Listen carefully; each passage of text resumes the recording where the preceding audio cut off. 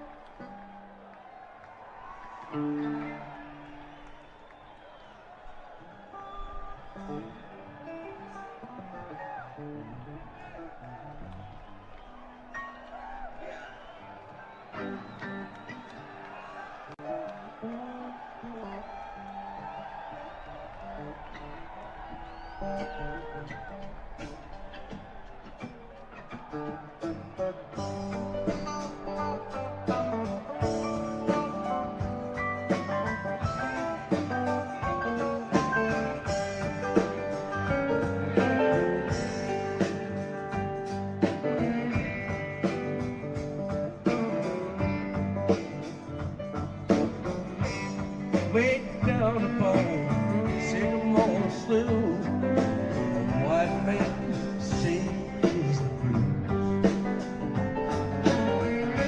selling roses and paper mache, reflects of starlight dew.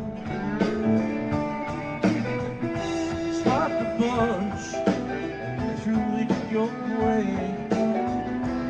Lazy moonlight glow. Way down, down along lazy river road.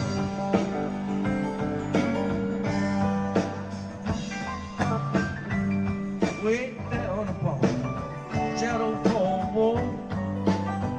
End of the avenue.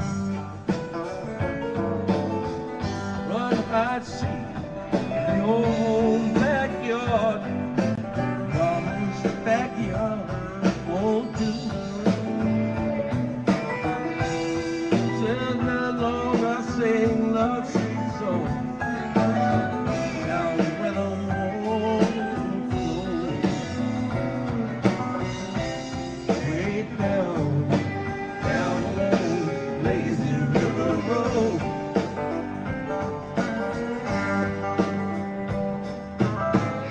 Moonlight wait as hound dogs bay.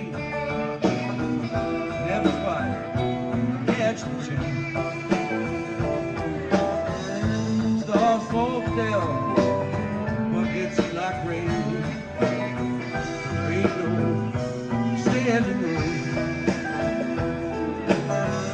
Bright blue boxcars, train by train. Glad a wild dream of home. Way down, down along lazy river road.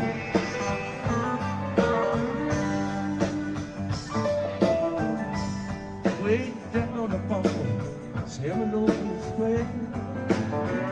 Early on the time. Call for me, I will be there for the price of the taxi ride. Nighttime double clutch into the day, like a truck down the ship in its load. Way down, down along lazy river road.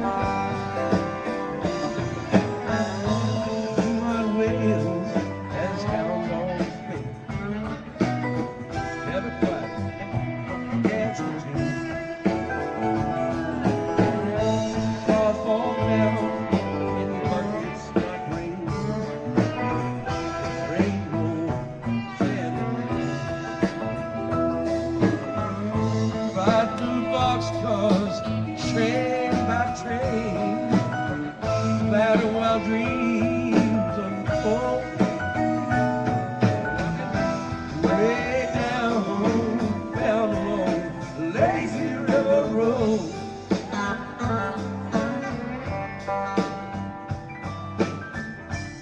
Thread the needle right through the eye. Thread that road. All the others I let pass by. I only wanted you.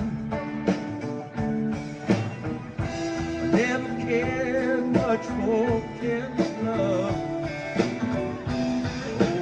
your bright eyes glow. Way down, down along the lazy river.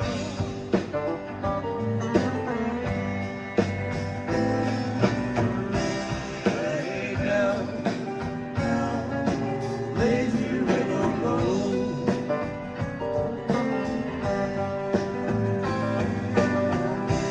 Way down, down along lazy river road.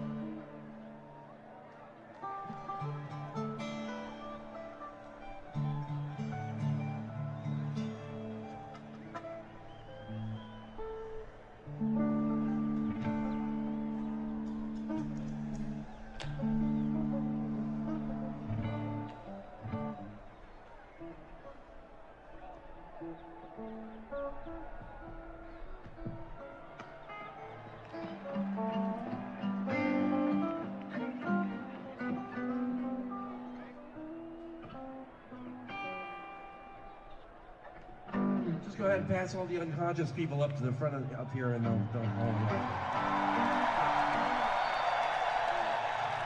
pop them up somewhere or stack them like we collect them. Well, we're not doing this for fun, you know. Nah.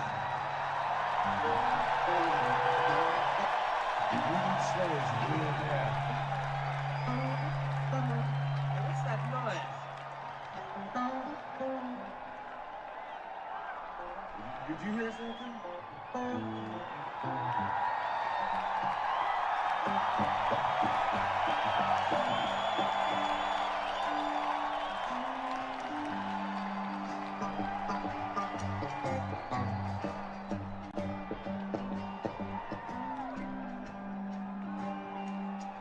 Oh, the streets of Rome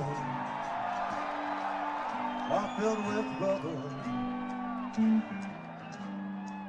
Ancient footprints are everywhere. Well, you could almost think that you're seeing double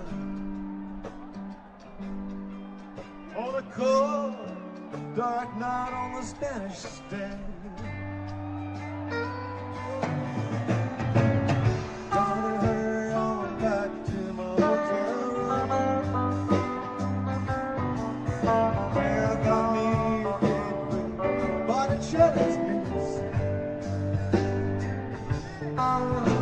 Dreaming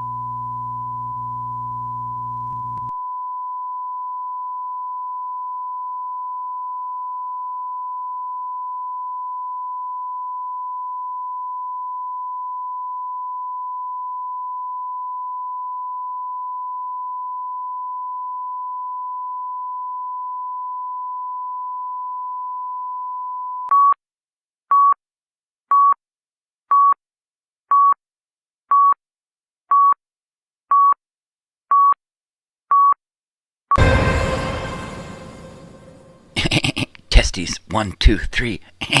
3. Testes.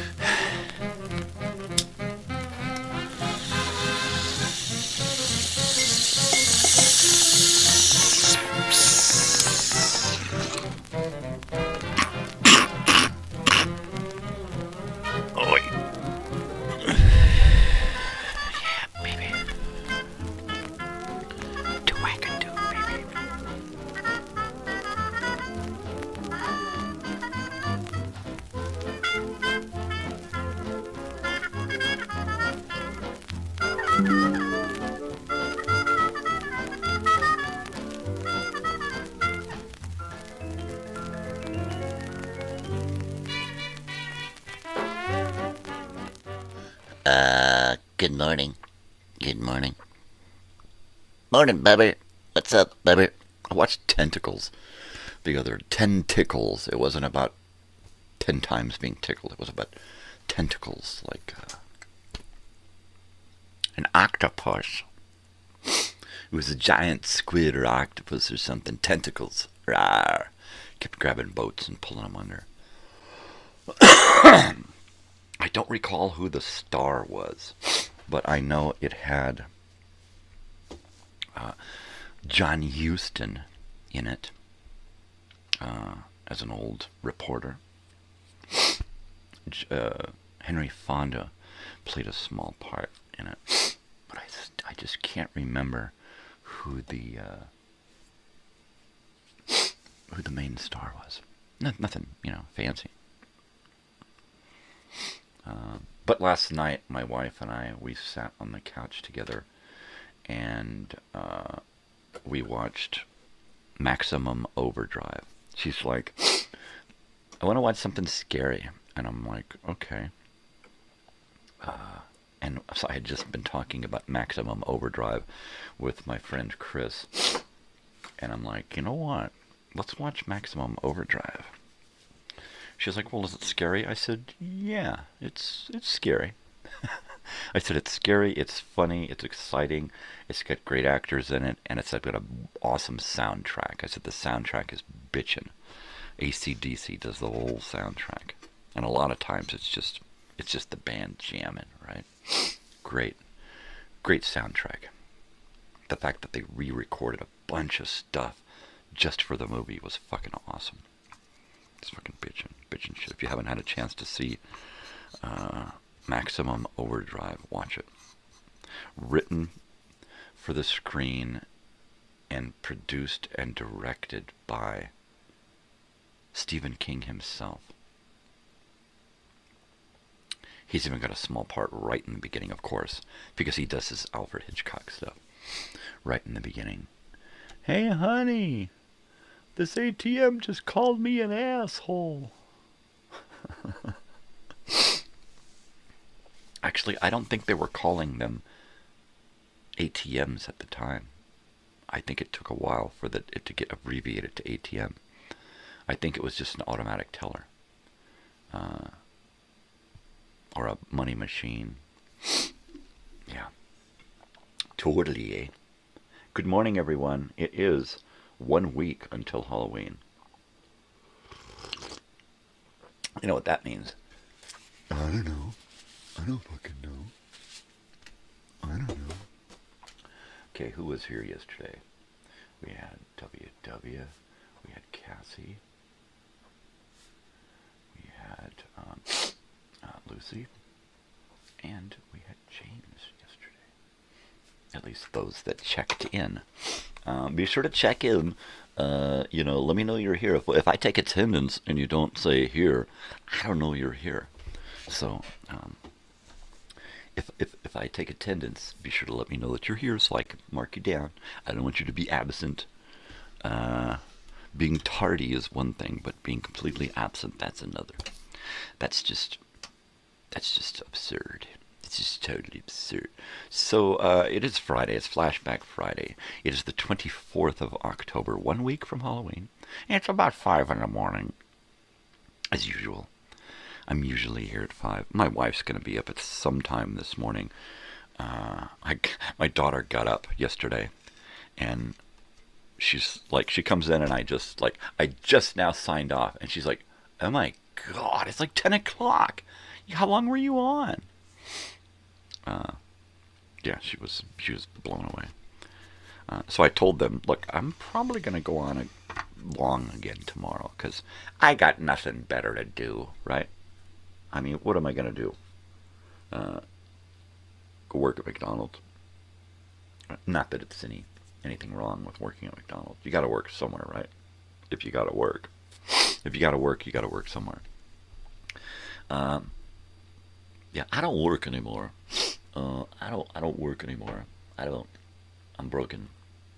No, I'm not extremely wealthy. I'm not crazy rich so that I don't have to work. I'm crazy broken so that I can't work. I'm dirt poor. I got a dirt floor under me. I'm so dirt poor. This is a fake wall. I'm in a field right now next to a dumpster. This is all an illusion. I got nothing. Hopefully I won't cry today. I've been known to cry. I sang a song the other day that made me cry. I sang a Kenny Rogers song, had me bawling my eyes out. And then, of course, stupid me yesterday, I put on that documentary that always makes me cry. Hi, They Call Me Mike. And as soon as it gets on, as soon as it turns on, I start bawling. And I bawled all the way through it. It's just the way that is. My daughter, she's like, why? You made it. Every time you watch it, you cry. Ever since you finished it. I can't help it. I am who I am. Oh my God, you're such a crybaby. You're such a crybaby. I know I'm a crybaby. I can't help it. I was on Face Crook yesterday, and I found something that really disturbed me, and it really hurt me. It really did. It hurt me is what it did. And I got mad because I got hurt. But somebody who I admired and respected, past tense, they posted a little quick message. Who wants to go to the No Kings March? This is a quote. I'm paraphrasing. Who wants to go to the No Kings March in Joshua Tree tomorrow? I'm going to go, and I'm going to scream, Hail to the King, and 4 more years, and watch people's heads explode. And I'm thinking to myself, why? Right? If that's not for you, why do you want to go stand in the middle of it and poke at everybody? I don't get it. I don't understand what that person's thinking was. I don't have a I have a problem with both sides, okay? That's where I have a problem. I got no problem with somebody being political or religious or whatever. Keep that shit at home, right? If you want to go join a march, fine. Go join a peaceful march, hold your sign, and do your thing, right? If this person that I'm talking about wanted to do that just to be an asshole, basically, right? I'm going to show up and I'm going to be an asshole and see how many people I can fuck with, which is basically what that person said. And I'm like, why? Why? If it bothers you that they're doing that, then go hold your own march, your Yay Kings march, or I Love Tyrants, whatever. You know, do that. But to stick yourself in the middle of everybody else who's trying to do something positive, right? Whether you don't like it or not, well, it's not positive in my eyes. Well, then go make your own fucking march or your own protest or make your own sign and go hold it across the street and see how many people stand behind you. Whatever. But to walk through the middle of somebody else's march and just fuck with them, right? For no reason other than you're an asshole and you can't keep your shit to yourself. If you got nothing nice to say, shut the fuck up. Right? This person just lost me. I blocked this person. I don't want to hear that crap. I don't want to hear it from either side. You know, I don't.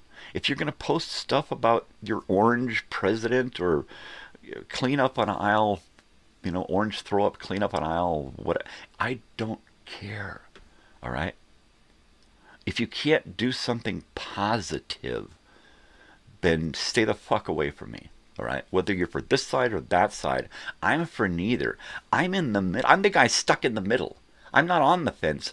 I'm forced into the middle by both sides. Do I want to be there?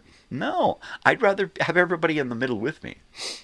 But no, we got assholes over here screaming, my guy's the best, and assholes over here screaming, fuck your guy, we want to kill him. So, I just don't get it. There's nothing positive to come out of this. And you know, the big kicker is that both sides, right? The guy at the top is laughing at both sides. Look what I'm getting you guys to do. It's like a video game to them. It's like a stupid fucking kids game. They're forcing you at each other's throats. They whisper into this person's ear, and then whisper into that person's ear.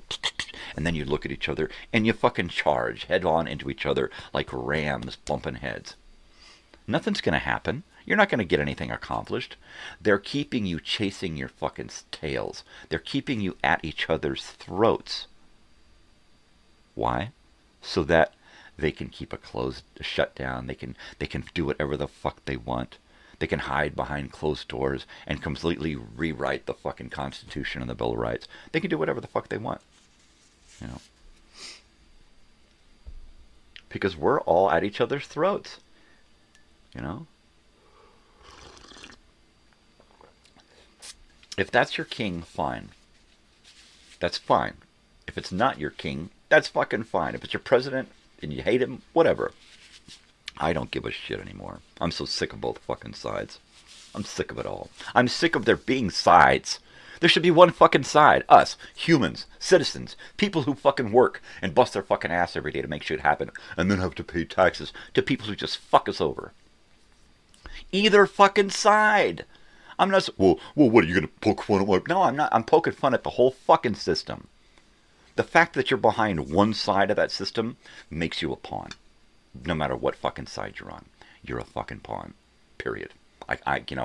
All I do is can speak the truth and the fucking facts. The way I see them. And the way I see it is we're being fucked. We're being bent over, ungreased, and fucking reamed every goddamn day. Every time we think we're voting for something, it's already decided. It's already fucking decided. For what side, it doesn't matter. You know? Get yourself a fucking lobbyist, and you too can do whatever the fuck you want in Washington. Fuck that. Fuck them all. Fuck them all in the fucking neck twice on Fridays. Fuck them. Fuck them all. Fuck DC. Fuck all those assholes in Washington. Fuck the police. Fuck authority. Fuck it all. You know? I'm sick of it. I'm sick of looking at someone and going, wow, you're fucking awesome. You got your shit together. And then for them to just turn into a complete fucking asshole by having an opinion that's been forced into them, rammed into them.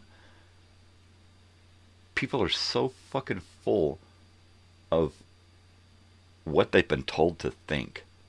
I'm just sick. Why can't people think for themselves anymore? Well, I am thinking wrong. I think that I love this. Get off of your phone. Get off of the news. Put the fucking shit down. Step away from the bullshit and think about the people next to you. Think about the people on the other side of the country, all right, who are just like you. We're all the fucking same. Snoopy for president. Hashtag release the cure.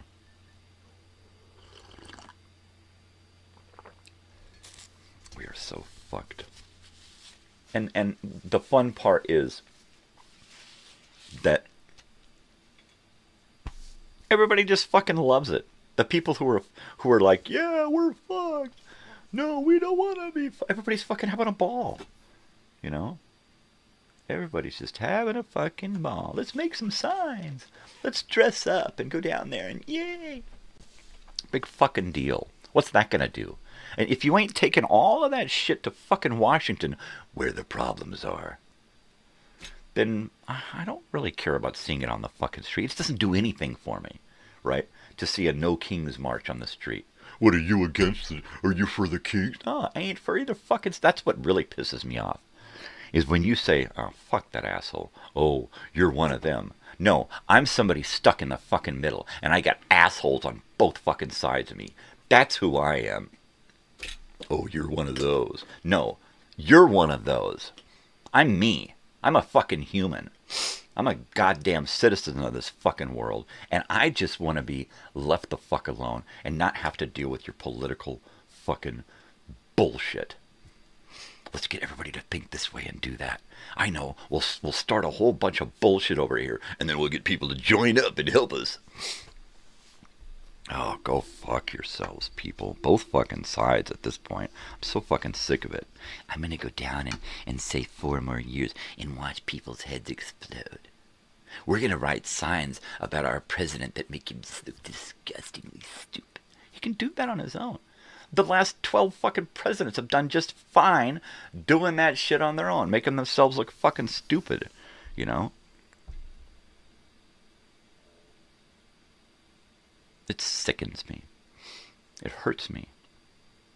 It really hurts me when people that I love and respect and admire fall victim to that bullshit, that political bullshit. Which side are you on? Fuck you and your fucking sides. I'm on a side of fucking fries. That's where I am. You fucking idiots. You know, and if you're on one of those sides, I'm sorry you're on one of those sides. Join me here in the middle, where we just want to fucking get along. We just want the planet to survive. We want people to be fed and clothed and housed, right? We want to have jobs that we want to go to, right? Jobs that actually pay enough for the fucking economy that's raping us, right? And you know what? Don't tell me about how good things are with one side or the other, when it doesn't matter what fucking side is in charge. We're all still fucked. Well, with those guys, we got a deficit. With us, we got a... Give me a fucking break with your surplus and deficit.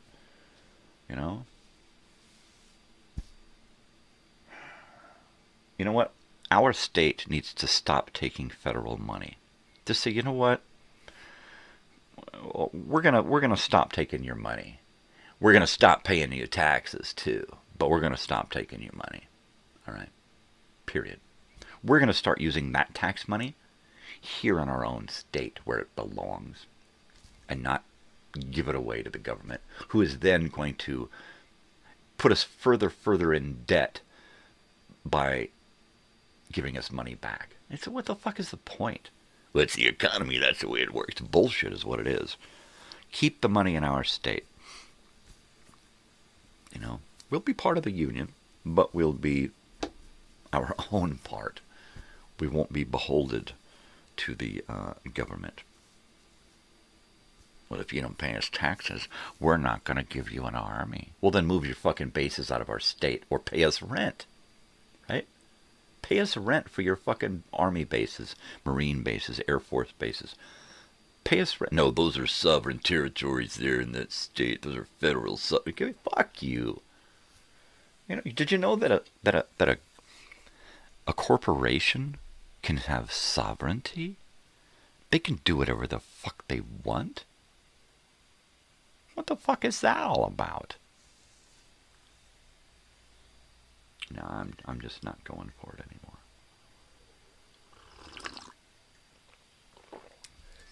I'm sick of both sides screaming and pointing. You know? Fix shit in your own fucking house first. Don't go screaming and pointing at everybody else when shit's fucked up in your own house, first of all. And second of all, we all need to get on the same page, all of us. Because collectively, which is why they keep us divided, collectively, we outnumber them. Period. We are the majority if we work as one body of people. They know that, so they keep us at each other's throats.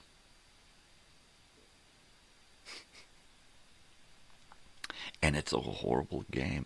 And they've got so many people convinced this is the way it should be. Right?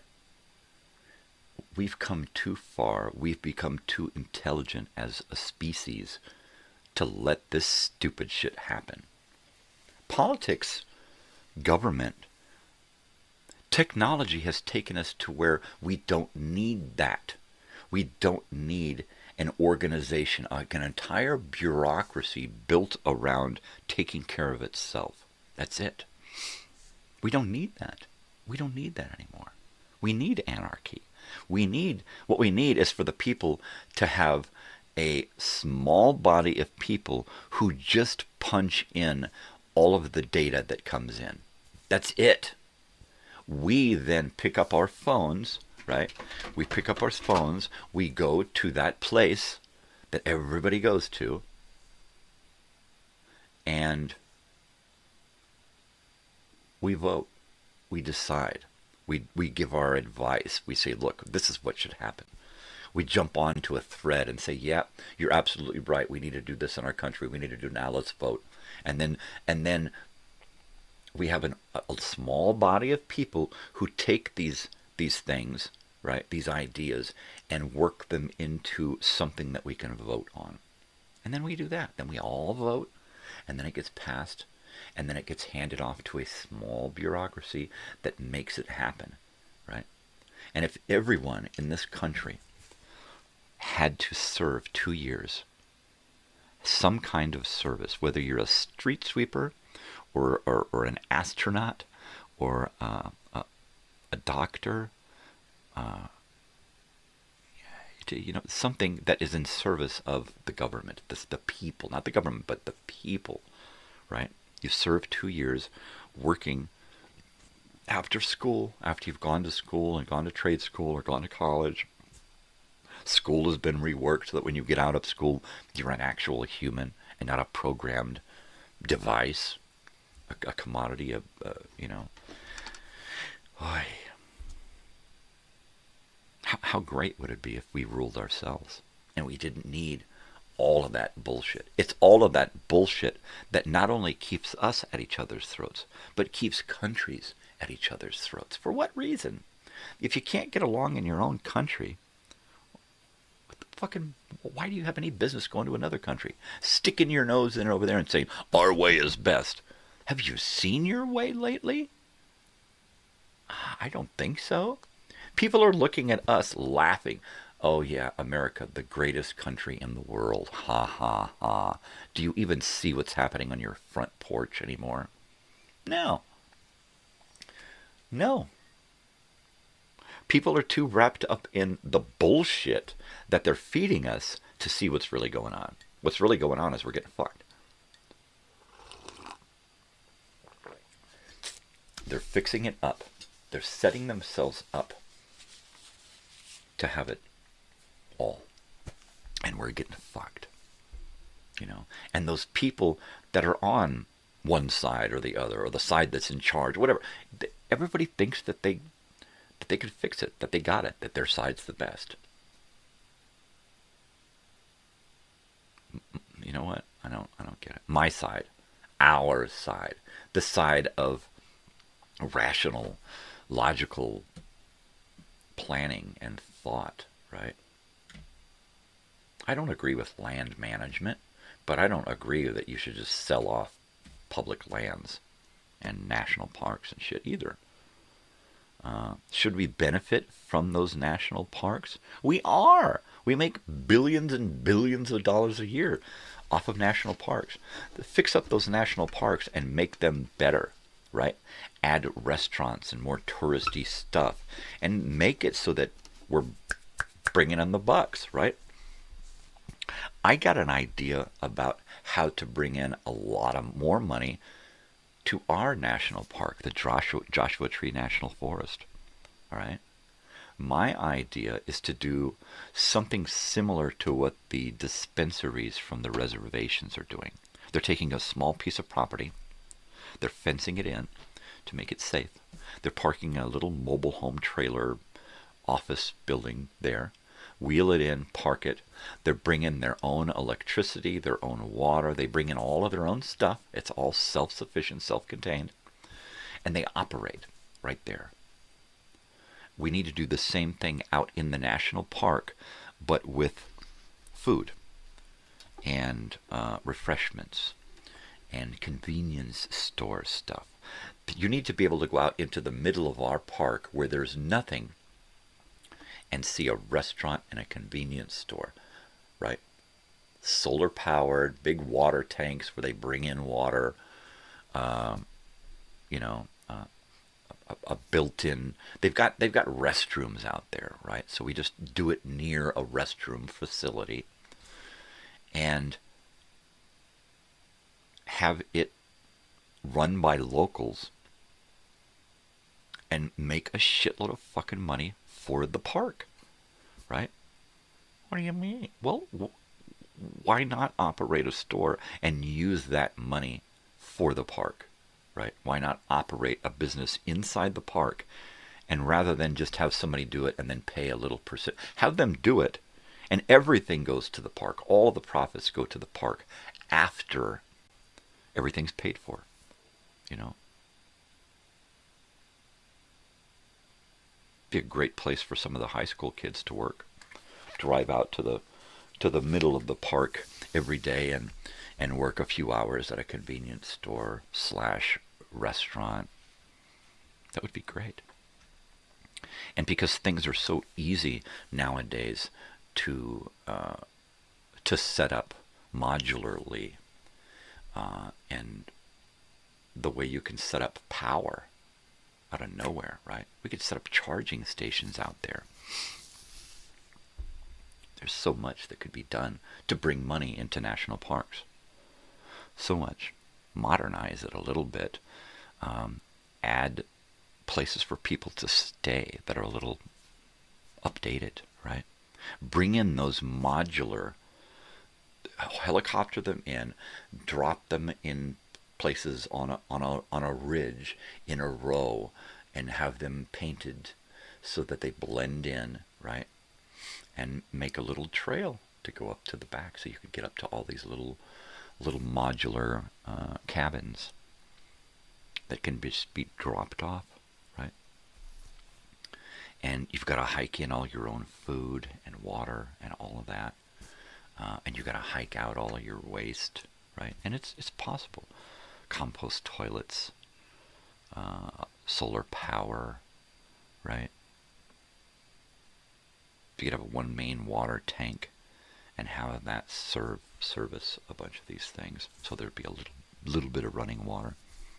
Come on, $500 a fucking night to stay in a national park looking with a 360-degree view of the park. Yeah. Invest in that shit.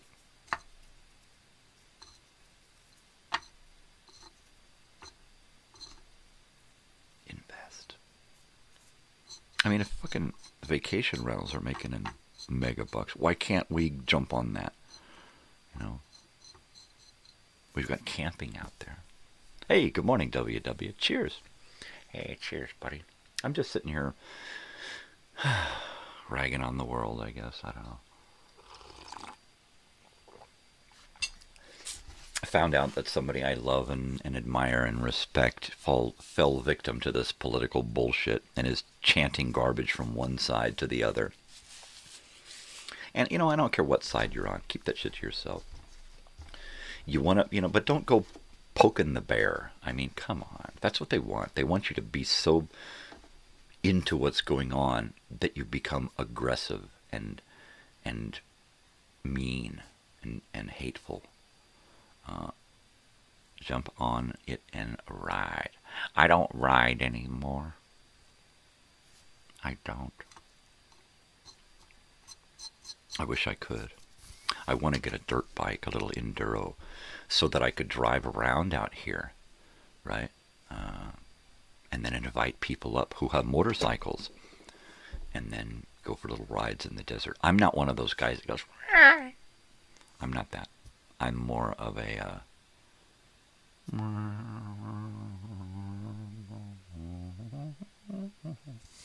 solving all the problems of the world. That's right, Pinky. We're going to try to take over the world. Gee, Brian, that's great. Because, I don't know, people with love and logic in their heart, I think they should be in charge. Put me in charge. Put me in charge. I'll put shit right. I will put people first of all, and not companies and corporations and governments and bureaucracies. I'll put people first, right? And I won't subscribe to, well, my side's, I won't do that. It's like, you know what? Here, everybody gets the same treatment, all right?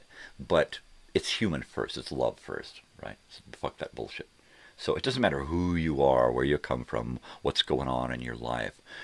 We're going to be there for you, right? Which is what the government should be, And then after that, we're going to try to change things for the better, constantly. That's what we do every day on this channel. You're absolutely right. We're solving. Now, if people would just pay attention, right, we could get shit done.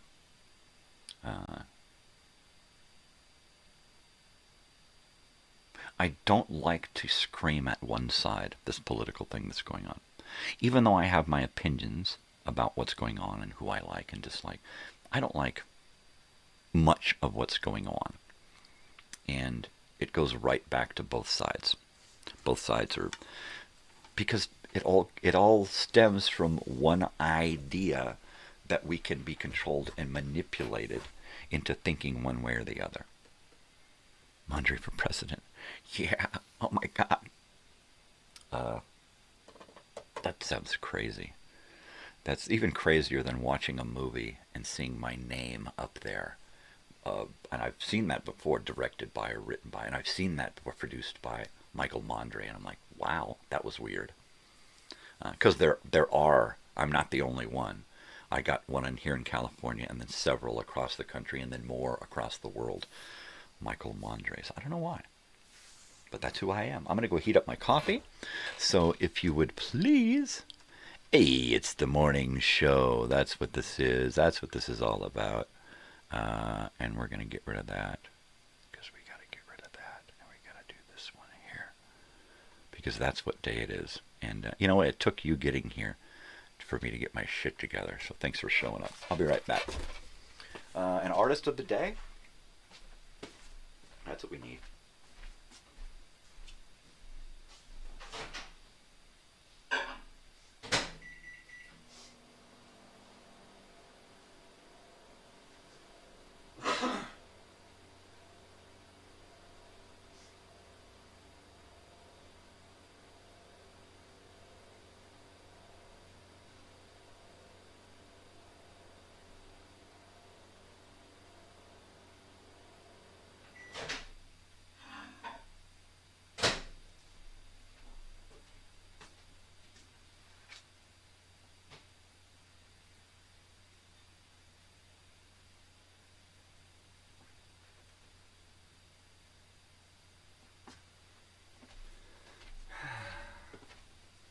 I just thought I'd share that with you. Because I don't give a rat's ass, and I'm a ray of fucking sunshine this morning. Let's see. Red shift, blue shift. We forgot about what day it was again. Right? Totally. I'm always losing my days, eh? Totally losing it. Breaking news. I'm totally losing it, eh? Is that it? No. Oh. I gotta put that back. And I gotta take this. Move that up. That's what I gotta do. There we go. Alright. Anywho, the bong hits are flowing this morning. I'm still smoking horchata. It's a sativa heavy hybrid. Yes, the band. Okay, I got a yes here somewhere. Where's my yes? Oh, yes, baby. Oh, yes. Ooh, UFO. Nice. Yes. Yes. Let me see if I got something on 8-track here. And then, if not, I'll go over to the records and see what I got over there. So I don't poke around too much this morning. Let me go grab a yes. I think I've got a yes. Yeah, I got something.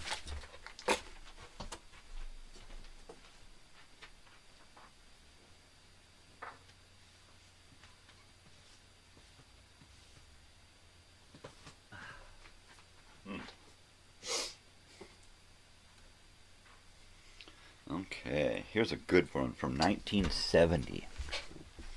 Yes, Time and a Word. Yes, and boy, do these dudes look like frickin' hippies, man. This is great. There we go. Check these dudes out. That's a good one, huh? Get these hippies in here.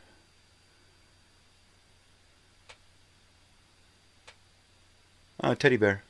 Nice, he's got a doll. I love it. I totally dig it when guys have dolls. Guys and dolls. Oh, that's not what it means. Okay, Time and a Word, yes. There you go. Nope, no Fragile. I got Fragile over there, but we're not doing that. I think we've already done Fragile. So we'll do an early one. Is that their first? I don't know. I don't know anything about yes. I know a lot about no.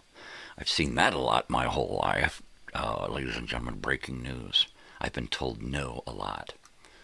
Yeah. All right, let's do some coffee. Bong hits. We'll think about doing some live music. How's that? Yeah, let's do that. Oh, baby. We'll just leave that up. Leave that up there this morning, and then when we get around to it, we're ready. And I'm just going to move that up a little bit, too, so that I can fit in my breaking news or be right back. All right. That's great. That's the one. That's the ticket cricket. No, that's not it. I want this one. I want this one so I can move this one up and move it into there. That's right. And then when I bring it in, it'll be a little bit higher. Yeah. Anyway, I'm talking to myself. Fraggle Rock. Hear me now and think about Fraggle Rock later, because I love me some Fraggle Rock. Yeah. Oh, Snoopy kisses. Ooh, Snoopy kisses. Little tail, tiny little cute little tail. Little tail.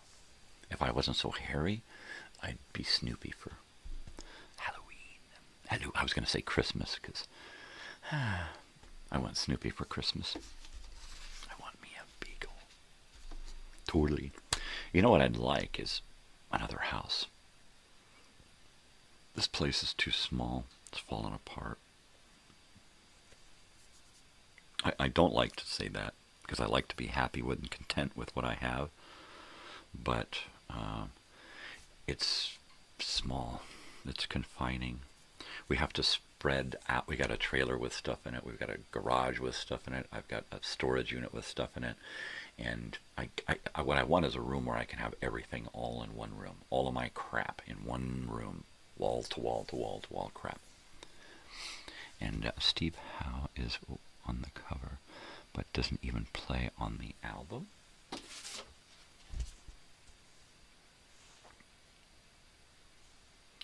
Steve Howe is on the cover. He's not on the back, but you say that he's on the cover. He's one of the guys on the cover.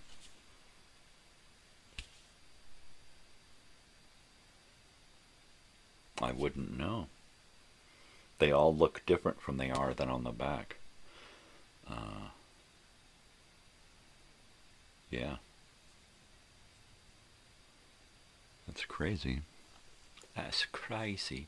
I don't even see his name in any of the credits at all anywhere. You're right. I don't know what any of that means.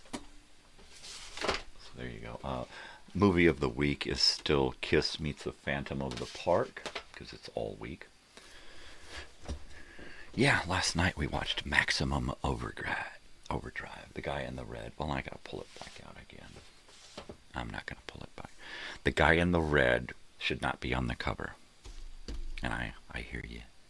You know, and I shouldn't be covered either, man, because it's just not good, man. It's not. Oh, bong hit. That's what I need to do.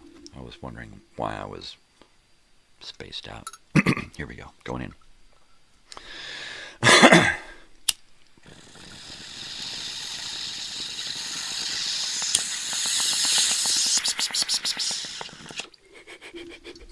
So I have yet to add some CB chatter to the 3 hours of sound that I've created for the Halloween show. So I'm going to add some CB chatter, and then every once in a while, I guess, I'll throw in a howl or some chains rattling or a moo. I don't know why. I have decided that I'm going to use my in and out props, and I'm going to set up a meal and have that here. Maybe I will have just finished eating, perhaps, but I will have my in and out props here, a cup, my little tray, my little wrappers and placemat and whatnot. And that'll be cool. My daughter's going out tonight, I think. She's going to do going to a Halloween / birthday party, I believe. So she went out and we went out a couple of different times so she could check on costume stuff. She had ideas of doing one thing, and then as soon as we got to the costume store, that completely went out the window, and she got stuff to make this costume. And then last night she says, I need a pair of khaki pants. And I'm like, what? And she says, yeah, I need a pair of khaki pants and a teal shirt. She says, can you figure out who I'm going to be? With her orange hair. And I'm like, no.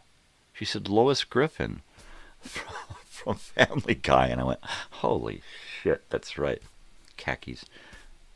Oh, Peter. I said, can you do the nasally voice? She said, no. Oh, Peter. Stop it, Peter. I'm holding lemonade, Peter. Diarrhea. Diarrhea. Stop that. The original cover wasn't deemed suitable for U.S. audiences, so a picture was taken and Steve Howe replaced Peter Banks.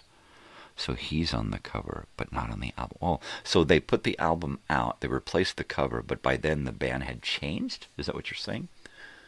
Well, that's cool. The original cover wasn't suitable. Well, I wonder what that looks like, right? I wonder what that looks like. So now I have to wonder. And I don't have to wonder for long. Because I will now go to my interweb machine here and start clickety-clacking.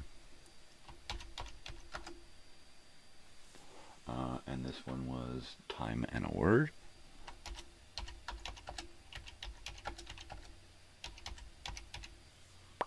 And I will go to images images. Emojis.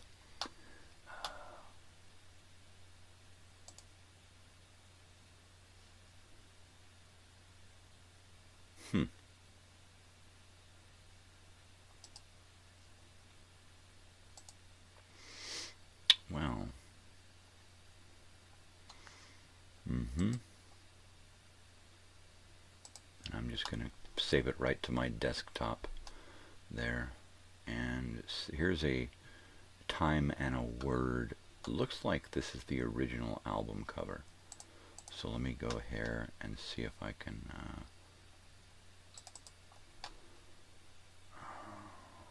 get us that exact. Oh, thank you. Hey, I got that right. See, you weren't too cryptic, but I couldn't figure that out. Okay, here is what I am assuming is the original album cover. And let's take a look at this.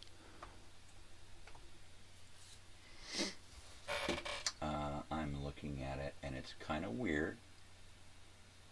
But is this the one that you're talking about?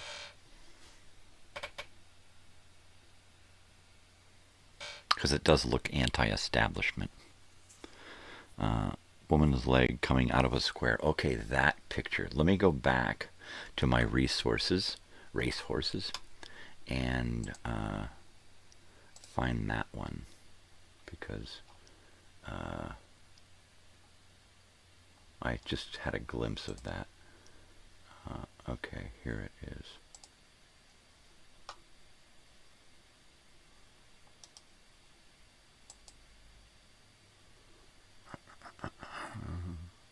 Desktop, there we go. And let me open this one. And we'll take a look at this one. It's got a woman's leg coming out of a square. Okay. Oh, breasts. Deluxe edition. So this is the after, but it's got the original cover on it. So we can take a look at this. There we go. This is the one I assume you mean. And they just reused the original cover that they didn't get to use, right? So this is it. I'm assuming, because why do I put that there? It doesn't work. Why do I put that there? It just doesn't work.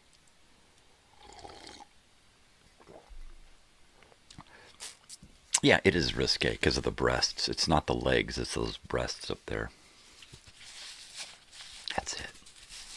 Risque. So the deluxe edition, I guess, is the only difference on this, is that deluxe edition thing. And we can take a look at the cover here. But, yeah, that's the one. That's the one. He says that's it, so I guess that's it. I guess we can do a bong hit then, since we've succeeded in doing something this morning. So that's cool. That's like the original album Scorpions Virgin Killer, okay, where it's got a girl, a naked young woman on the front of the cover. Blind Faith. There is a Blind Faith album with a naked girl on the cover, showing her hoo-ha. And I've seen both of those. They are risque. They replaced both those covers for the U.S. But those covers, they border on pedophilia, totally. There's a difference. I guess there's a difference between art and pedophilia when you're taking photographs of nude children, right? I see it all as pornography. If you're going to take a picture of a nude adult or painting or something, that's art. If you're going to do it with a child who's not a tiny little baby, right, then it starts to become pornographic and pedophile. Well, it's all in how you look at it. You must have a dirty mind. No, I just know that society has no willpower. And there are most men on the planet cannot stop thinking with their whoop-de-doo. So there you go. And it doesn't matter sometimes to most adults to what age that they're looking at. that's nude. It doesn't. I mean, and especially if you grow up in a society where it's deemed art, then you're okay with seeing that kind of nudity, and even dare I say that kind of pornography on a regular basis, breaking news, art involving nude children. That's pornography, baby. So yeah, it's been removed from a lot of things, right? We're talking cherubs and little babies flapping around and that kind of stuff, little itty bitty. That's different, because there's just. But when you take a young woman like 12 years old and strip her down naked and put her in some kind of erotic pose, that's pornography. It is. No matter how you try to, we are Devo. Maybe that's it. We're de-evolving. Maybe they got it right. We are the de-evolution of man. We've come so far, but now that we've let machines and electronics and computers and stuff we are now de-evolving into a subspecies of human that is controlled not just by those few at the top, but by machines and robots and computers and that stuff. And we allow this shit into our lives every day to control us. We have AIs, we have you pick up your phone and it starts showing you all of this stuff that you've been searching, or you've mentioned it to somebody in a text or in a phone call, and now all of a sudden you're seeing this shit popping up all the time because they got you. They're controlling you. It's a vicious game, and we're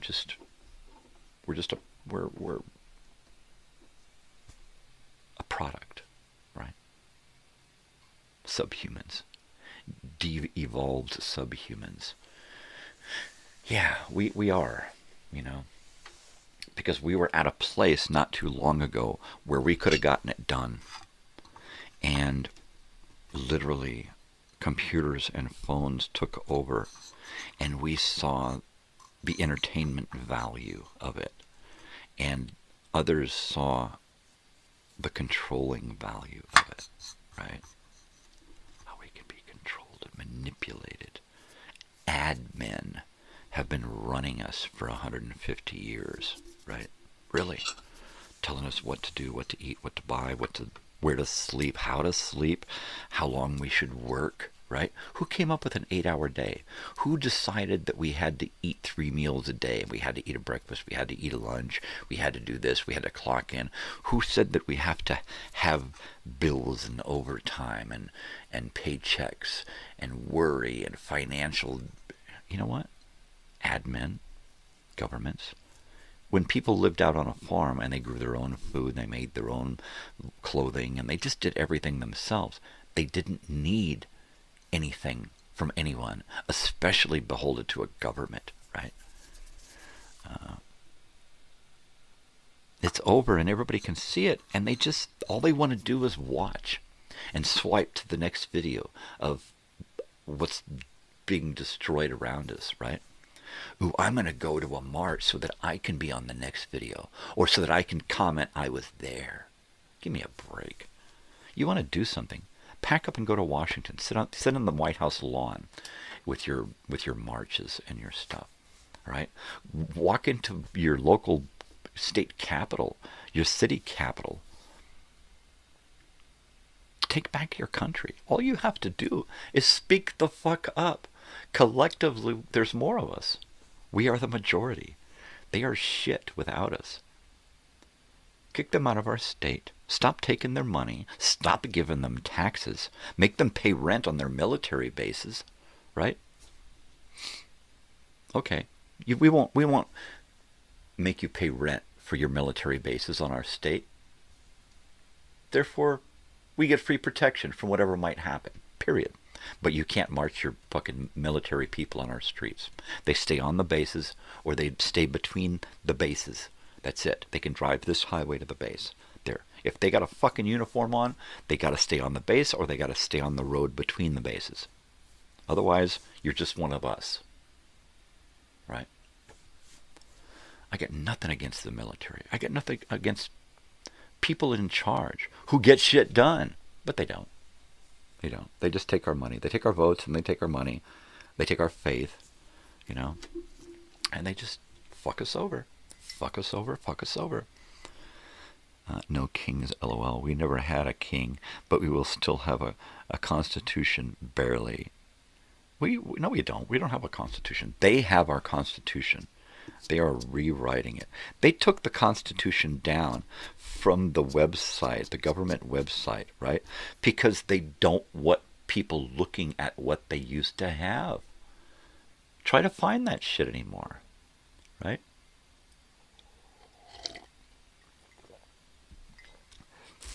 They made the world digital so that they could control it, erase it, rewrite it, do whatever the fuck they want with history. It's digital now.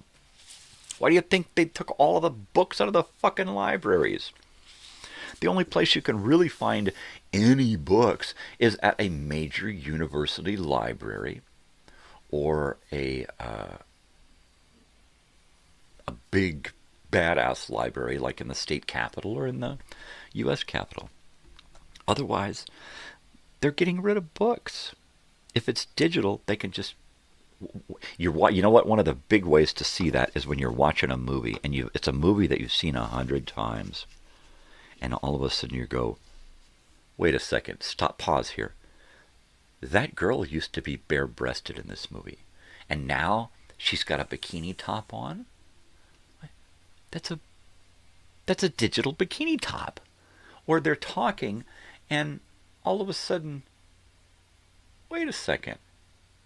They just completely edited out a scene because that scene had something in it that they didn't want us to see, right? And that happens all the time, and it just pisses me off. It's still available in books. Yeah, if you can find a fucking book, you know, go to like Barnes and Noble. That's where we go to all the time. We have local bookstores. Half of the local used bookstores have dried up and closed up. Mandela effect, right? Yeah. So the Mandela effect, that's pretty heavy because that's where all of the change occurs, right? I keep old encyclopedias and dictionaries and old books that were written way before me, way before I felt things change. And I like to use those to look back to see what the facts really are. And it's a manufactured Mandela effect where they're changing things around on us. And older people are going, hey, wait a second, that's not the way I remember it. But that's the way it is here in the books. That's the way it is on the website. I don't think so.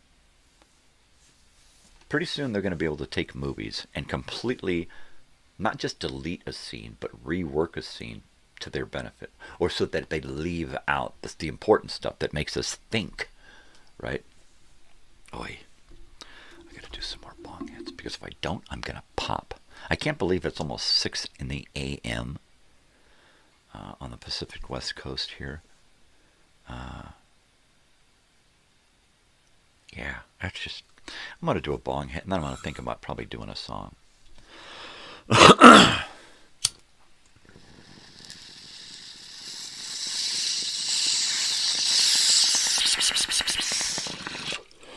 Totally.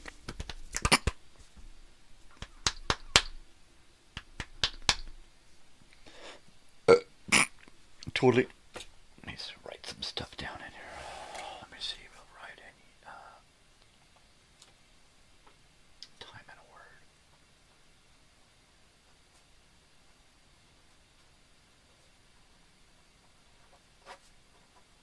Yes.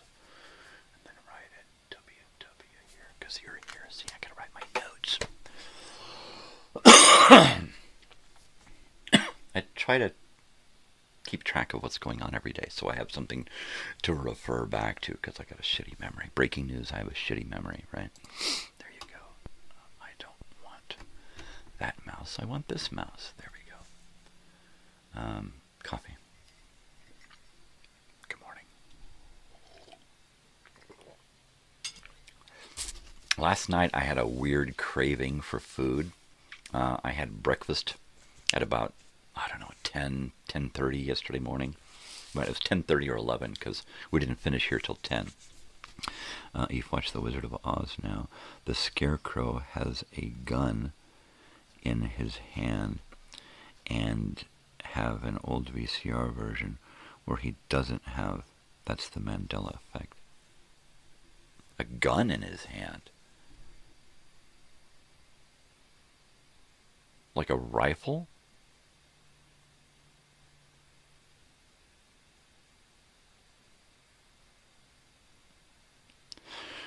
It's during one of the end scenes where they're fighting off the monkeys, right?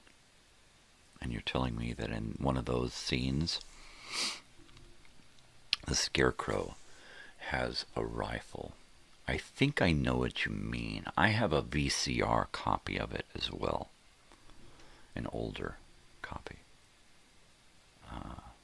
You can't believe anything anymore because, a pistol, okay? Because people actually have, if you're talking about a YouTube version and a VCR version, there is someone who has taken the original Wizard of Oz, and I saw this on a documentary, taken the original Wizard of Oz and has reworked certain scenes to include, what do you call them? Oh, shit.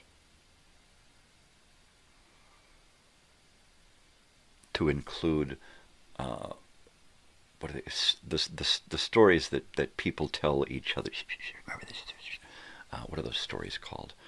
Like folklore. What do you call it? Come on, you know what I'm talking about. Anyway, so he's reworked it to include all of these falsities about the Wizard of Oz that people have said over the years. The dangling guy in the background, he's reworked that in there so that it's noticeable, but it's something else going on. He reworked a bunch of scenes. So, because the world is digital now, you can't trust what is happening in the last 20 years. You can't even go back 26 years. You can't even go back to that day in September in 2001. And I won't even use the terminology. Nobody write it or I'll delete the fucking comment. That's when things started to change and we began to be manipulated. Big time, especially in the media. And then after that, when everything went digital, and then smartphones, the advent of smartphones, is exactly what did it. Social media and smartphones. Boom. Instant control of the people. They spent trillions of dollars over decades trying to figure out mind control, mind manipulation, mind reading, all of that shit. And what did it take? Subcontracting to a university student to create a program that everybody would willingly give up everything about them and be easily manipulated and controlled. So, where did we win, right? Digitally, everything can be manipulated and controlled now and changed to suit certain peoples and agendas and stuff. I don't doubt that there is a version where the Scarecrow is holding a pistol, because that same version will undoubtedly contain a whole bunch of other falsities that have been woven into it because people have been saying, "Hey, check this out. You got to see this." Right? What is that? That word. That word. I can't get that word.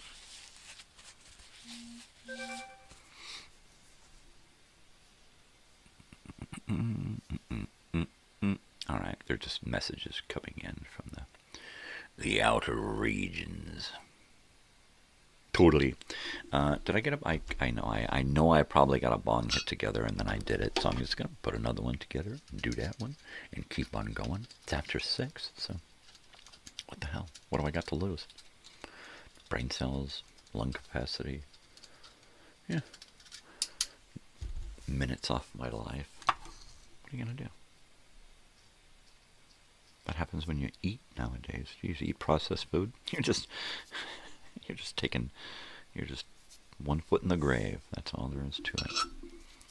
So anyway, last night I had this craving. Did I ever watch Pumpkinhead? No, I couldn't find it.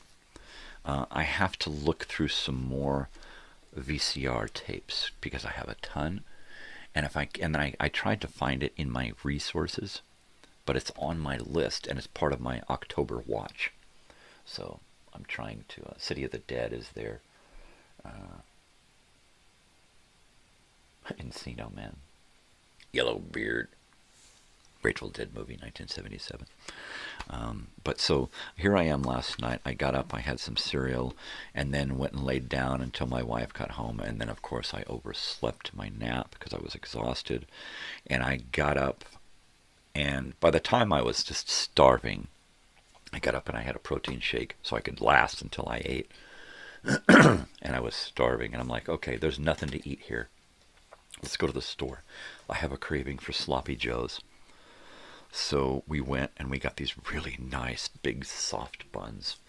I got a pound and a quarter of some really nice looking ground beef.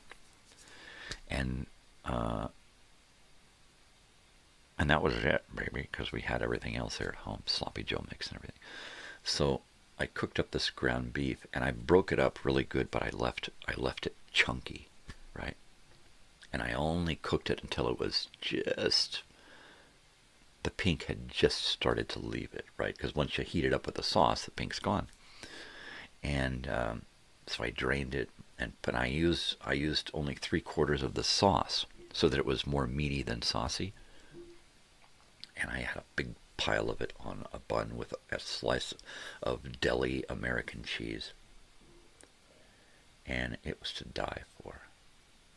It was to die for because I left the meat chunky and not a lot of sauce. It had a really good beef flavor to it, and I really liked that.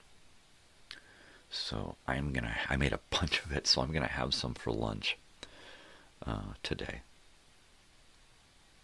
Our daughter is going out this evening to a party, so Mom and I will be doing dinner alone. I think what we're going to do is I'm going to pack up some sloppy joes into something to keep them warm, and some ice cold Cokes and water, and make some popcorn. And I'm going to take Mom to the drive-in theater tonight, 20 minutes down the road, here in the desert. And we're going to go watch Beetlejuice, the original Beetlejuice. They're playing both movies back to back. I want to watch Beetlejuice, the original, up on the big screen. I have no desire to see the second film. It's too soon for me to see a prequel of that caliber. No. Remember the 1970s sitcom Monster Squad? Yeah. Remember it had on there Gopher? It's pre-Love Boat Gopher. Actually, it's right that same year that he did that. That actor did Monster Squad. He did Gopher. He went right from there and did Gopher on the Love Boat. The Love Boat. I got to do another bong hit here because I'm really excited, you know.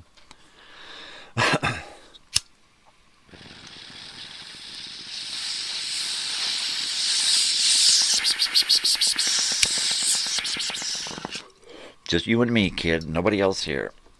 Just you and me. You hear that? You can hear my refrigerator starting to gripe. What about Wait Till Your Father Gets Home? That's a great fucking series. Tom Bosley from Happy Days, right? Did the Dad Boys. I've actually got all of the, I think the first season, maybe I've got all of it, of Wait Till Your Father Gets Home. I find I've got some resources where I go to find digital copies. And if you have any ideas of where those digital sources are, don't reveal those sources. Keep them secret. If you want to private message me about resources where to find stuff, do that. But I don't like to let the cat out of the bag. I don't like to let people know where I get stuff, because then they can go get stuff and they don't need me, right? Well, why do I need to watch your video time machine when I can go find my own time machines? Well, then do that. But jeez, man, don't steal my thunder. Don't do it. I'll lose my cookies. I don't want to. Yeah. Monster Squad. Weird show. A squad of monsters turned superhero. Yeah, baby. That was one of those Saturday morning things that went along with, what is that? Big Stan, Little Stan, or whatever it was.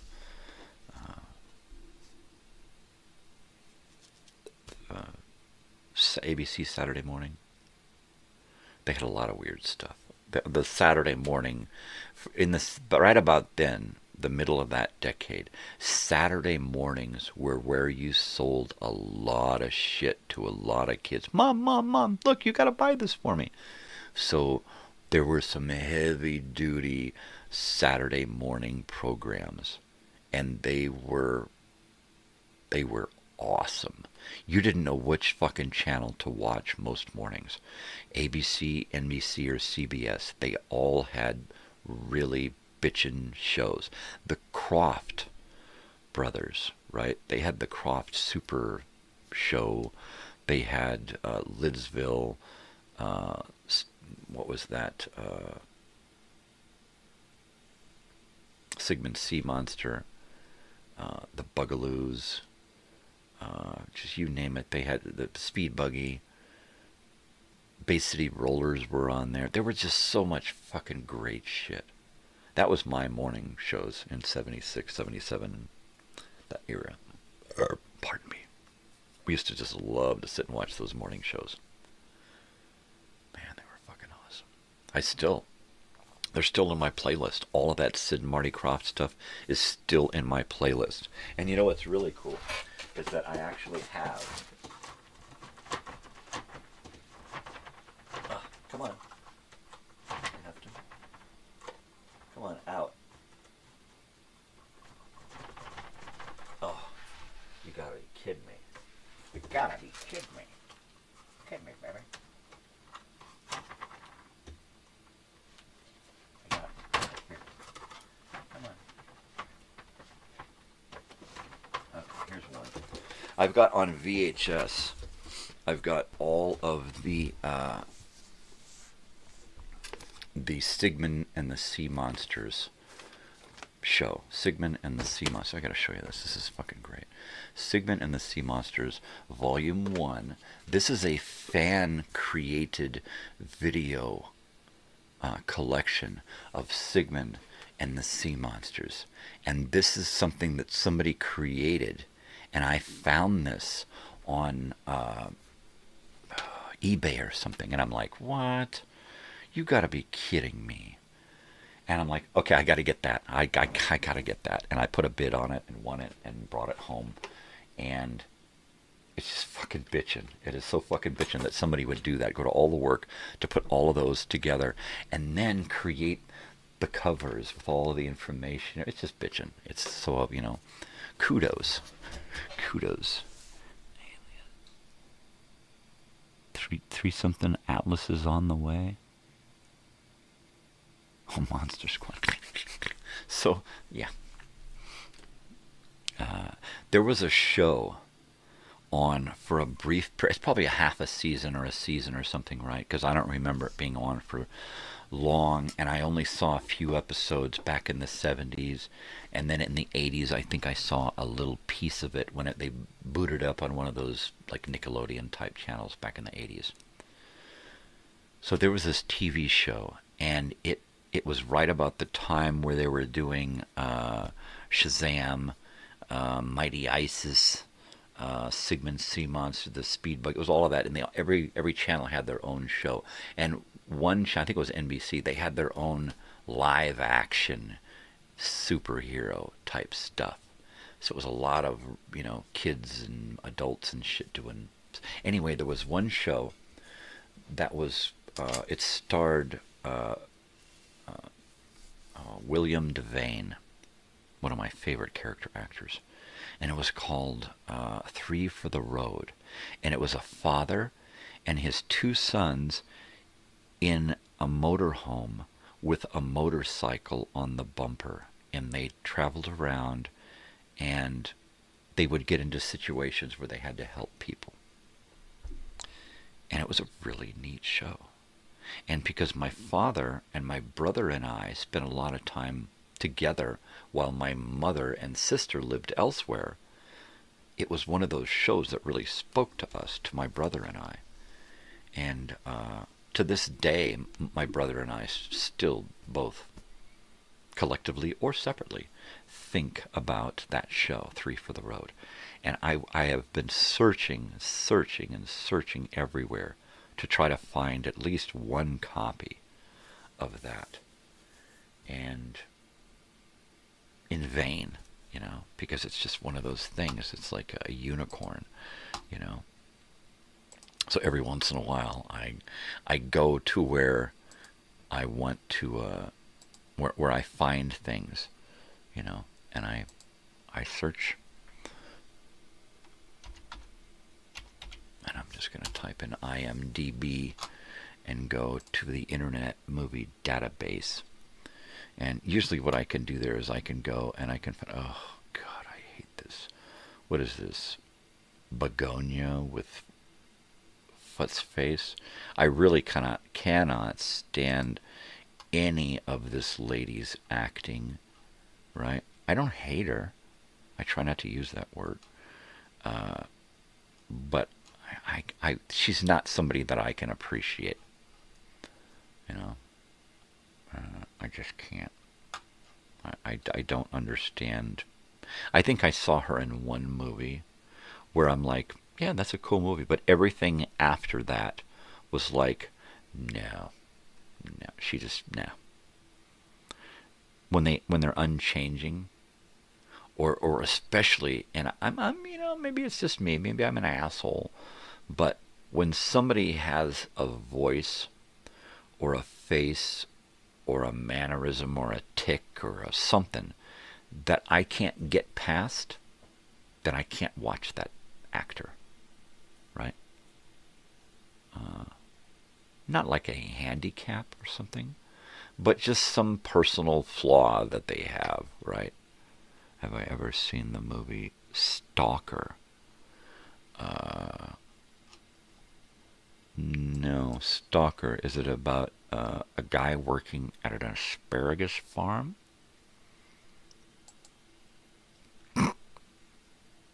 Yeah, that is the ticket. No. William Devane.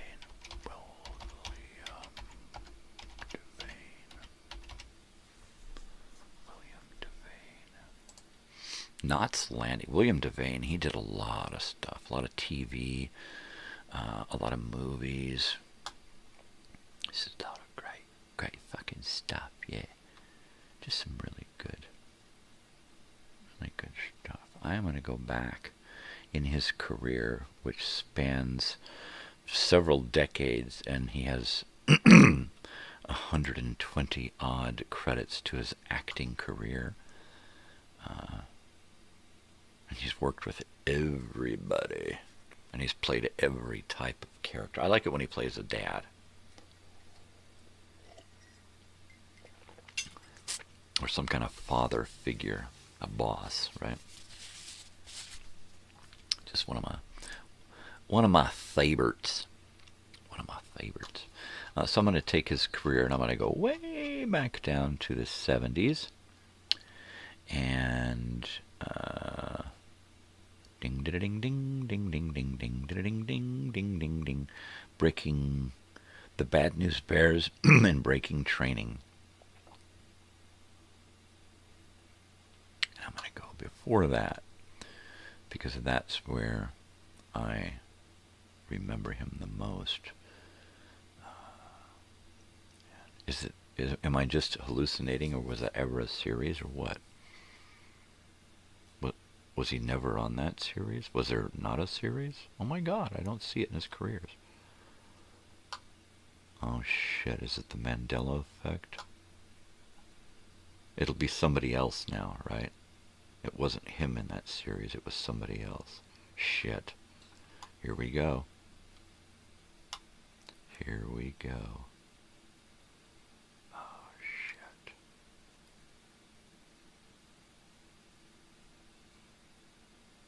Come on.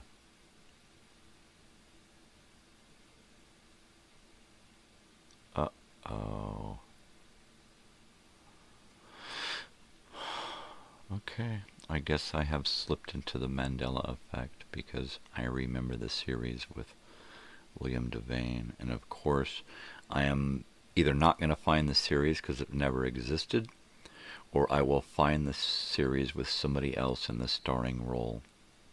Shit. That's it. I'm screwed. I'm fucked up now, man.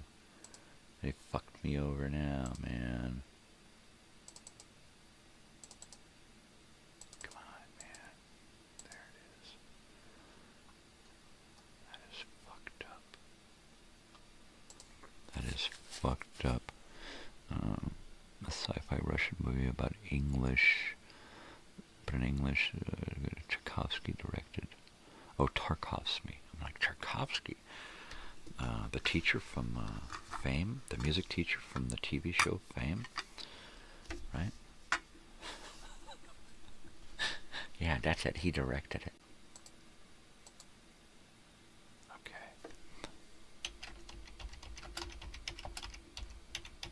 Let's see if that does it. Oh, Alex Rocco was the dad. Okay, it wasn't the Mandela effect. I do remember Alex Rocco as the dad, Vincent Van Patten as the older son, and Leif Garrett as the younger son. What a great fucking show.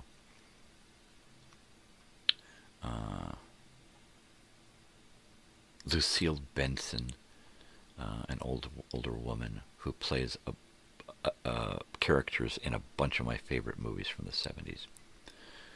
This is a 1975 series, and there is only 13 episodes. It was a summer run, and that's all it made.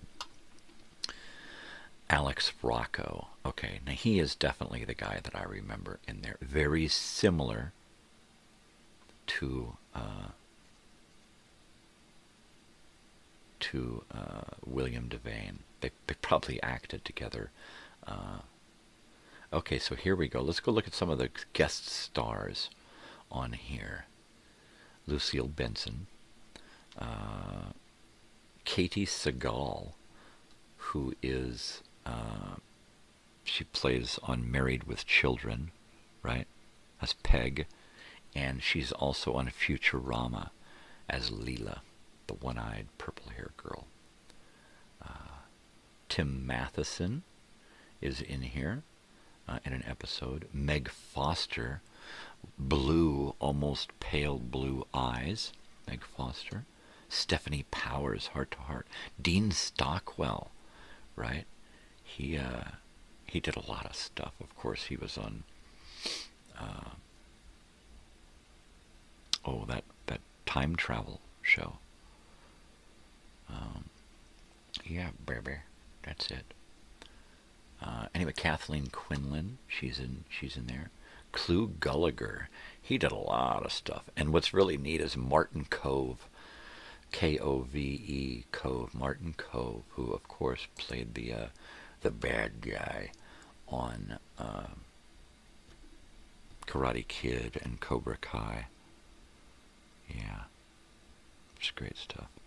Johnny Depp will star as Scrooge in a new movie called Ebenezer. Well, I'm hoping that it's a Tim Burton movie. If it's not a Tim Burton movie, if it's a Tim Burton movie and it's a Johnny Depp as Scrooge, oh fuck yeah, dude, I am there. I am so over it. I'm totally there. If not, it's a maybe. It's a maybe, because it's new, and I don't do new movies. So, but it has to be something that's worthy of my attention. I'm kind of a snob when it comes to movies, right? New movies, old movies, all movies. I'm a movie snob. I'm a bit snobbish. Wow. So, 3 for the road. Now that I know it's Alex Rocco, and it's spelled 3, not the letter, not the number 3. So now let me go to my racehorses, and see if I can find what I'm looking for.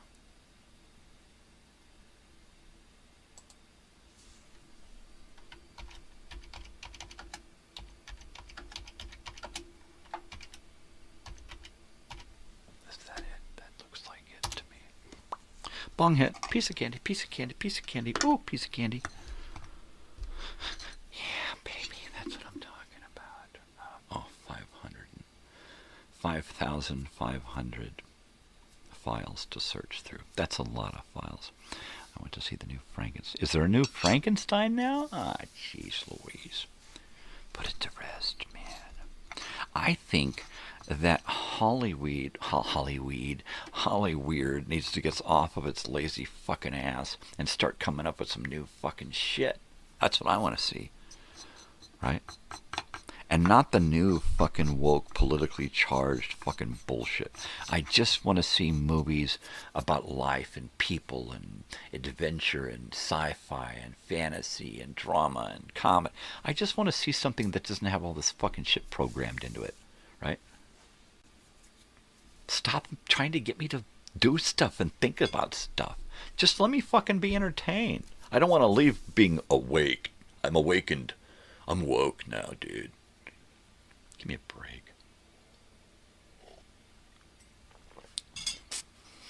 There's people that wake up and there's people who are woke. And I just don't understand how. Oh, yeah. Let me see. So now I think I'll take that and I'll type in Alex Rocco.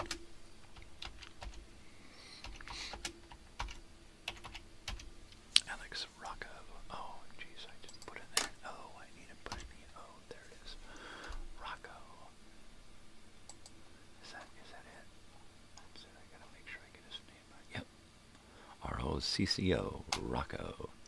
Rocco! Now let's see if that'll whittle down the search. 2. And no.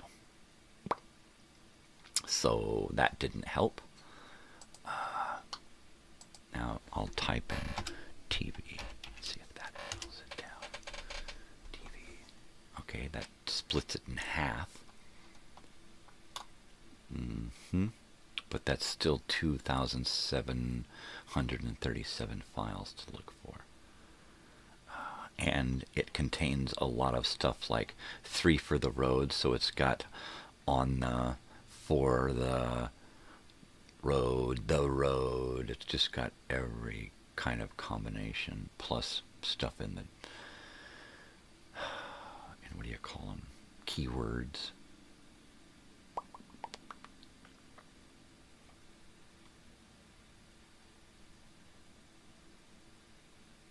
Here's something. Robin Williams hosts this oddball retrospective science fiction clip show, which doubled as promotion for the 1982 blockbuster E.T. Also features brief cameo skit with the Coneheads, Dan Aykroyd. And this is... It is... Where is this? Mute and then play, and I can see that it's about an hour long, and it includes clips from a shitload of sci-fi, and it has commercials. Star Master for Atari, Activision video games, trailer of the Pink Panther TVs. Ooh, this looks like it is going to come up in Dark Crystal TV spot. Atari 5200, Super System Atari. I love it when I can find a bunch of commercials. This show, I am actually going to have to use this for a video time machine now. And I might be able to get away with using this show because it's just a video clip show. So, I don't know if they're going to do video clips or trailers or what. I'll have to look through it. Let's see. Come On and Love Me. Catherine Bigelow has a new movie coming. Stop. House of Dynamite, right? Really? I could say something off about that, but I will leave it alone. Don't touch that. Don't comment on that, because you'll get yourself into trouble and you'll scare people away from your channel. So, while honesty is the best policy, sometimes it's better to say nothing at all, and I know that. So there you go. Catherine Bigelow, smaller high. She's a smaller high. Bigelow, smaller high. Shut up.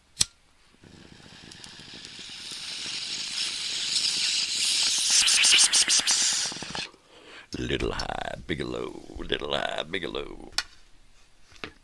Little high, Bigelow, little high, Bigelow. I like that better. Totally, eh?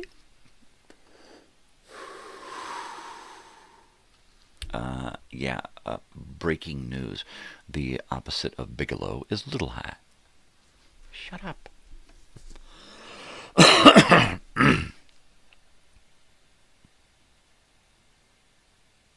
Come, Conan. Come if you must. Bring it on. I hear I'm Conan. Call me Conan. Don't call me Conan O'Brien. Don't call me Conan Head. I'm Conan the Destroyer. I'm Conan the Barbarian. I'm Conan the Bavarian Cream. Shut up. I think I'm gonna have to get some more coffee. This is a cup and a half morning. So I will be right back.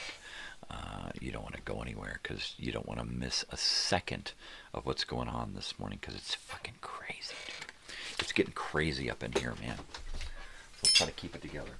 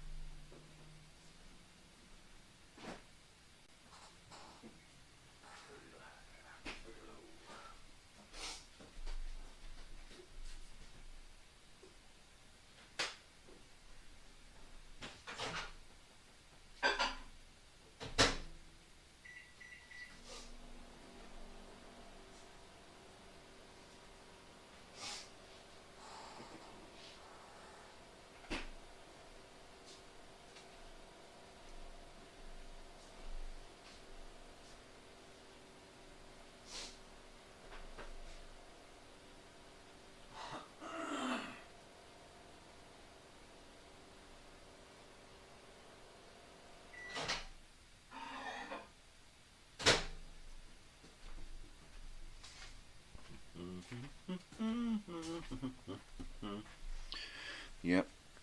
So yesterday, my wife was watching The Rifleman on TV before she went to lay down. And before she went to lay down, she put on, it continued to play, and Wagon Train came on. And so I just left it on because I was looking at some YouTube stuff and making some plans in my head and stuff. So after a few minutes, I looked up, and I was in the beginning of this Wagon Train episode. So I watched the entire thing. It was a good episode. No real heavy-duty stars in it. The actor that plays the sheriff, Micah, in The Rifleman, he played an old general who was neither north or south because he had been kind of relieved from both sides. But he was doing bad stuff. And it was a neat episode. It was kind of neat to sit and watch the whole thing. So yeah, there's that. I like those old westerns. I grew up watching those old westerns with my teenage friends. We'd sit around after high school and we'd get high.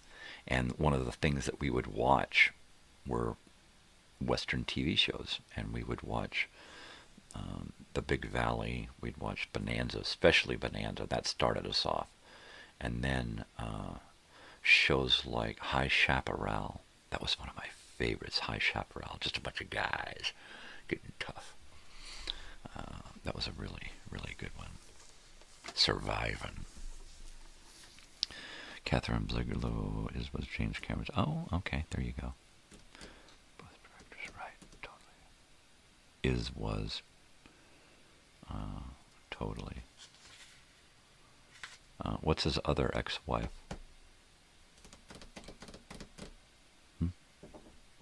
Because I'm back. But what's his other ex-wife who is also a director? Or am I Mandelan? Am I Mandalizing here again?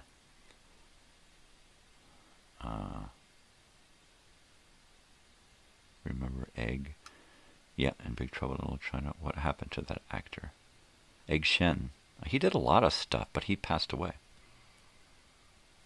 Yeah, he was old. He was old. That's who he was. He was old. And unfortunately, he got old and died. He was in a lot of stuff. Unless, of course, I'm Mandalizing again, and he's still alive. Yeah. Okay, who directed The Hurt Locker?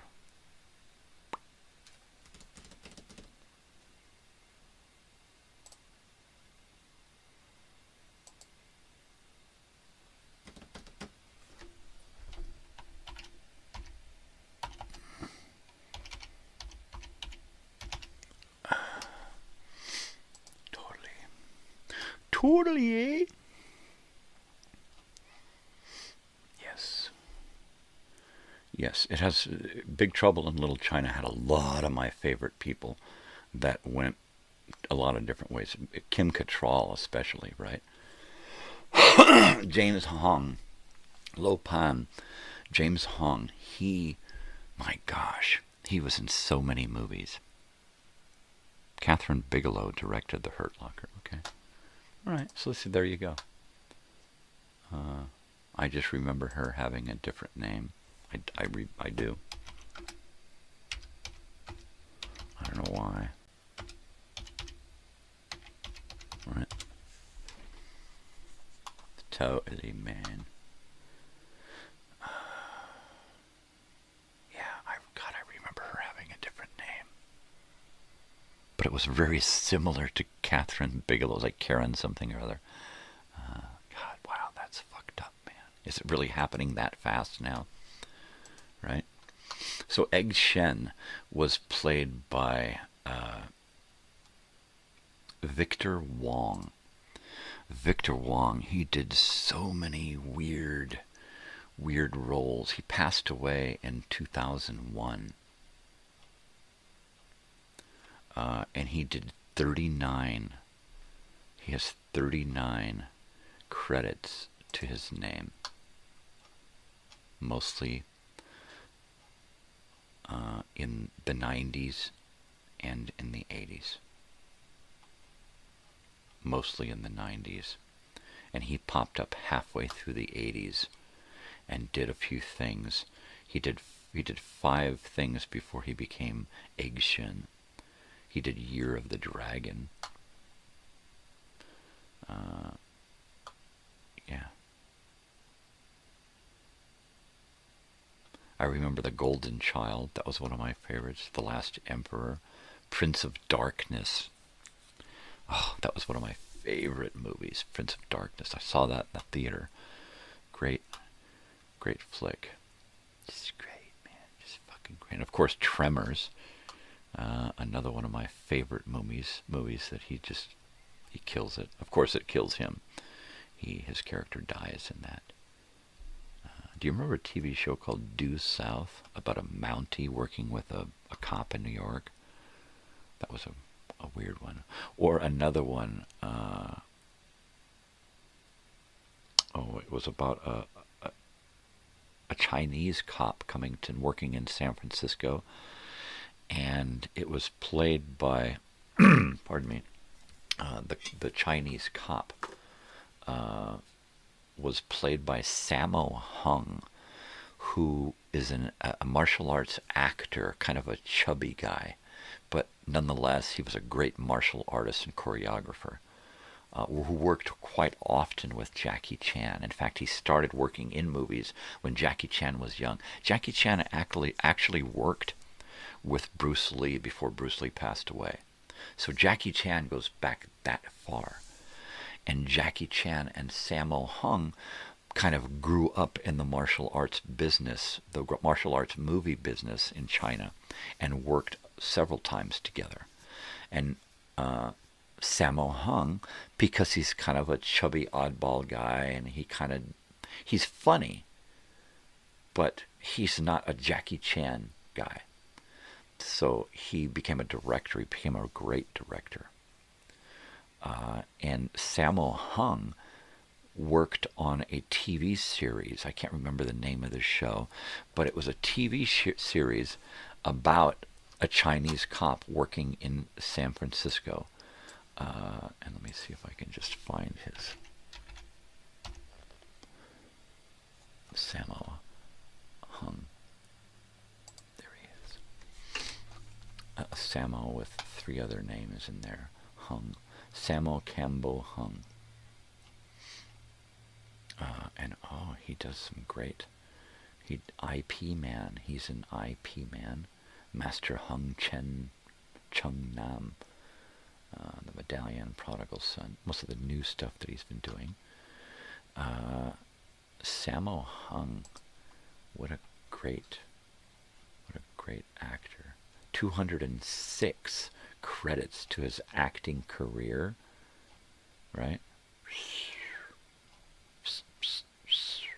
Around the World in 80 Days. In 2004, that's the one with Jackie Chan. Right? That's great. That's fucking great. Martial Law TV series. That's the one. 1998 to 2000. 44 episodes. That's awesome. That is awesome. But his career, 2006 acting credits. Let me go all the way back down to the beginning. 1961. Right?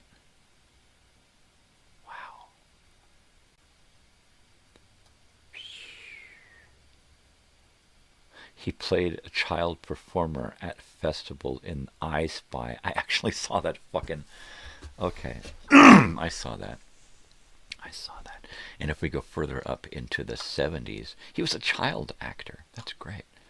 The Jade Raksha, Dragon Swamp, Devil Warrior, Mad Swords, Golden Sword, Brother 5, 1970... The Iron Buddha. I'm trying to find one that looks like a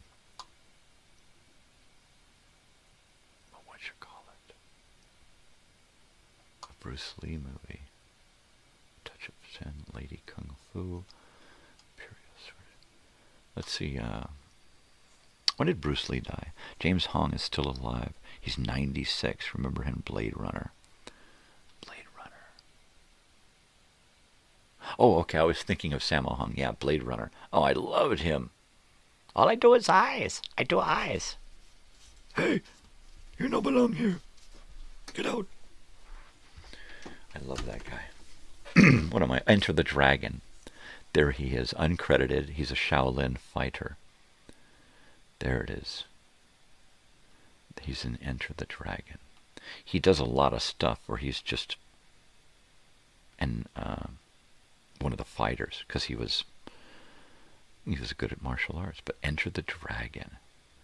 So if we go to Enter the Dragon and see what they're yeah.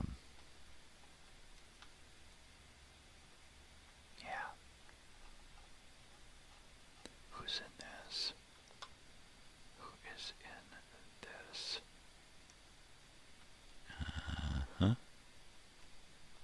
Bolo Young.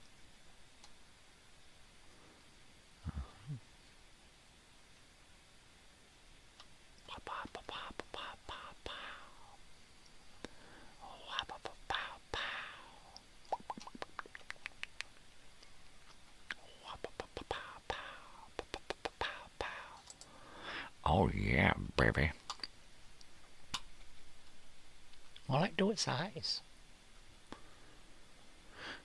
Let's see, we're going to look down the whole cast here. Billy Chan, Jackie Chan, Lung Chan, Ming Wei Chan, Xiao Hung Chan, and then we get into the Chens, and the Cheungs, and the Chows, and the Chung, and where are we going to get to a Sammo Hung here? Where's a Sammo Cambo Hung?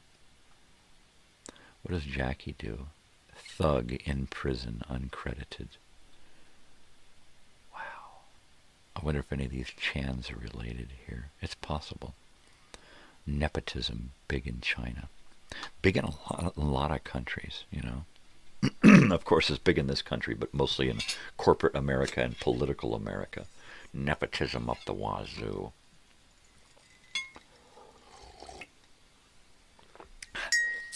Don't get nepotistic with me. Testes, 1, 2, 3. 3 testes. Totally. Good old James Hong.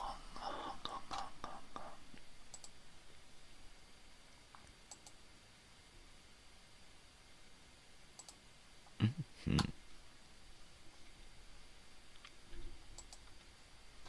Totally.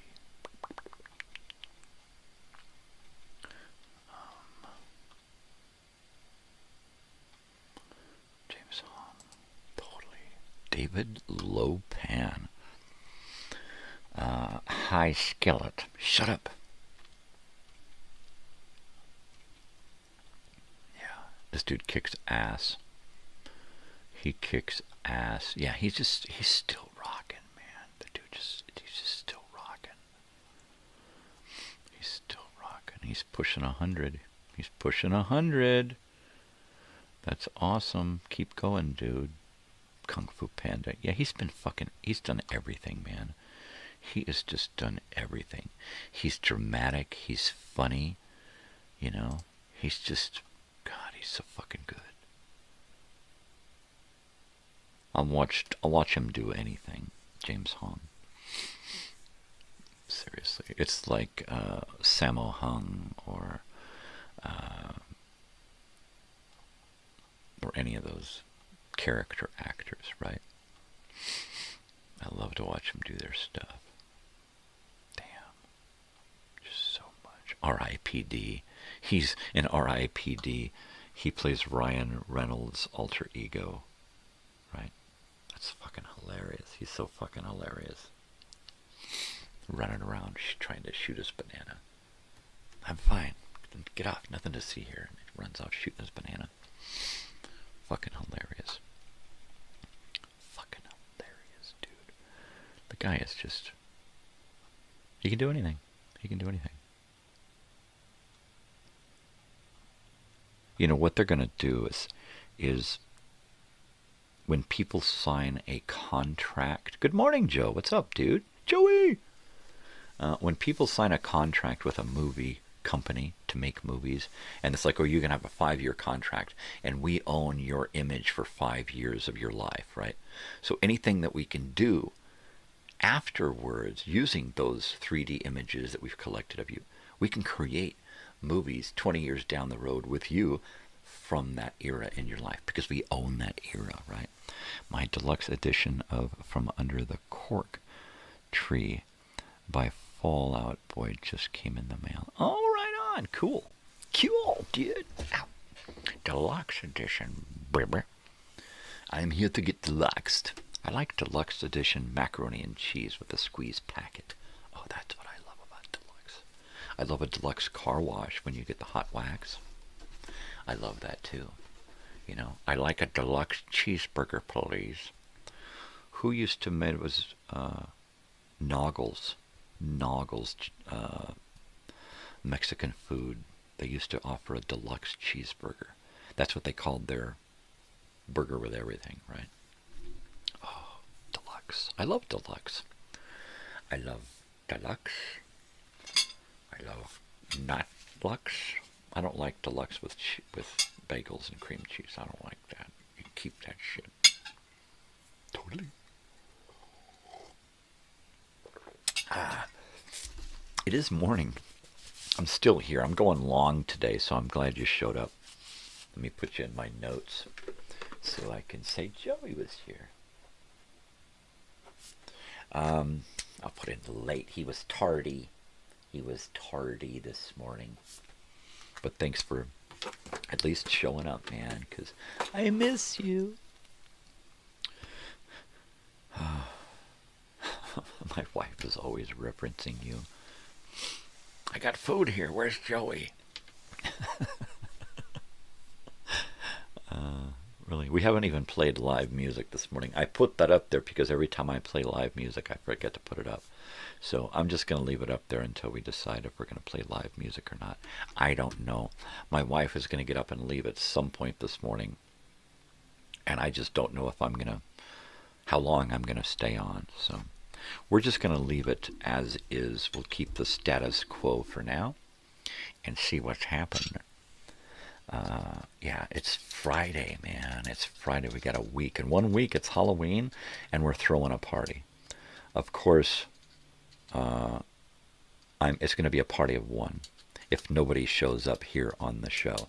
It's not. I'm going to do a morning show, and then I'm going to do an evening show. And the evening show is going to be the full dress-up Halloween party. Me and my big rig scarfing down some In-N-Out and listening to some Grateful Dead on the radio. Sup, dude? Tell her to make you breakfast. Yeah, don't wake her up, though. Don't send her a text, because she'll get up.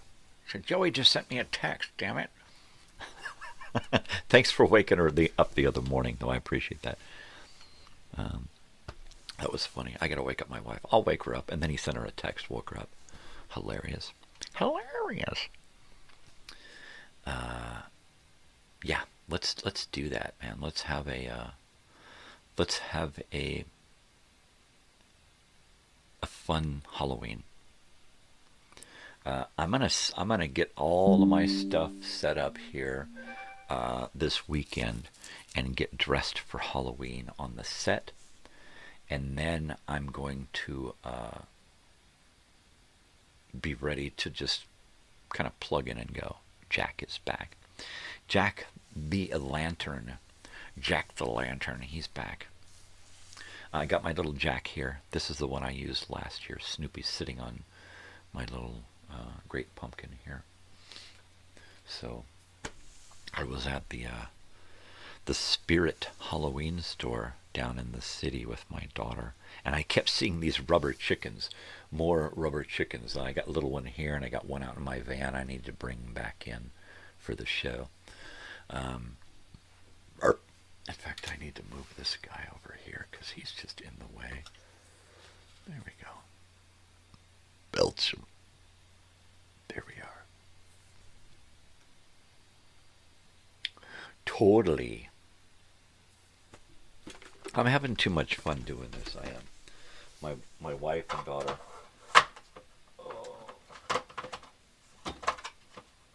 They don't think I'm crazy. They know I'm nuts.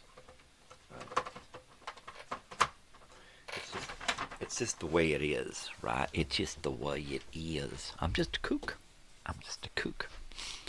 But I talk about what I'm doing on my show and how many people were here, and they just laugh. They're like, oh, you're so weird. You're so silly. You know. Ay, loco.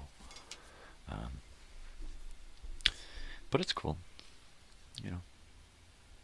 I'm happy. I think that's what matters, is that I'm happy, right? I told my wife, look, this has been the happiest I've been my entire life, really, right? I feel free, I feel comfortable, I get people to talk to, you know, it's great. I love it. Don't rain on my parade. Be happy for me, because I'm a crazy guy, not be worried. He's a crazy guy. Worry when I stop talking, right? When I stop doing this, that'll be the time to worry, really. Totally. I've told people many times, look, don't worry about the crazy shit that I'm saying. Worry when I stop saying anything and I go silent. When I go into silent mode, that's when it's time to worry, because then there's something wrong. And usually on the build-up, if there's a build-up to something being wrong, I will have no trouble dropping hints to get you to figure the fucking shit out. And if you don't, it'll get to a point to where I will just go silent. Because there's no reason to fill the air with trivial bullshit if there's something serious going on and you're just completely oblivious, right? And then if I have to actually speak up and finally say, look, you ain't got a fucking clue. Look at what the fuck is going on. Then, you know, then we're in trouble. Especially if you don't just wake the fuck up and go, oh, wow. If you fight it, we're in trouble. We're in trouble. You know, that's why I hate being a boss, an employer, a supervisor, a manager, because I allow people to think for themselves too much, and then when they just can't fucking figure it out, I fucking pop.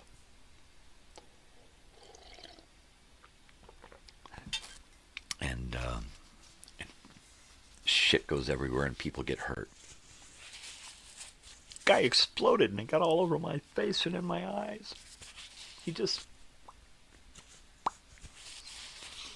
That's right, baby. Totally. So the album of the day, let's recap. The album of the day is Time and a Word from 1970 by Yes. And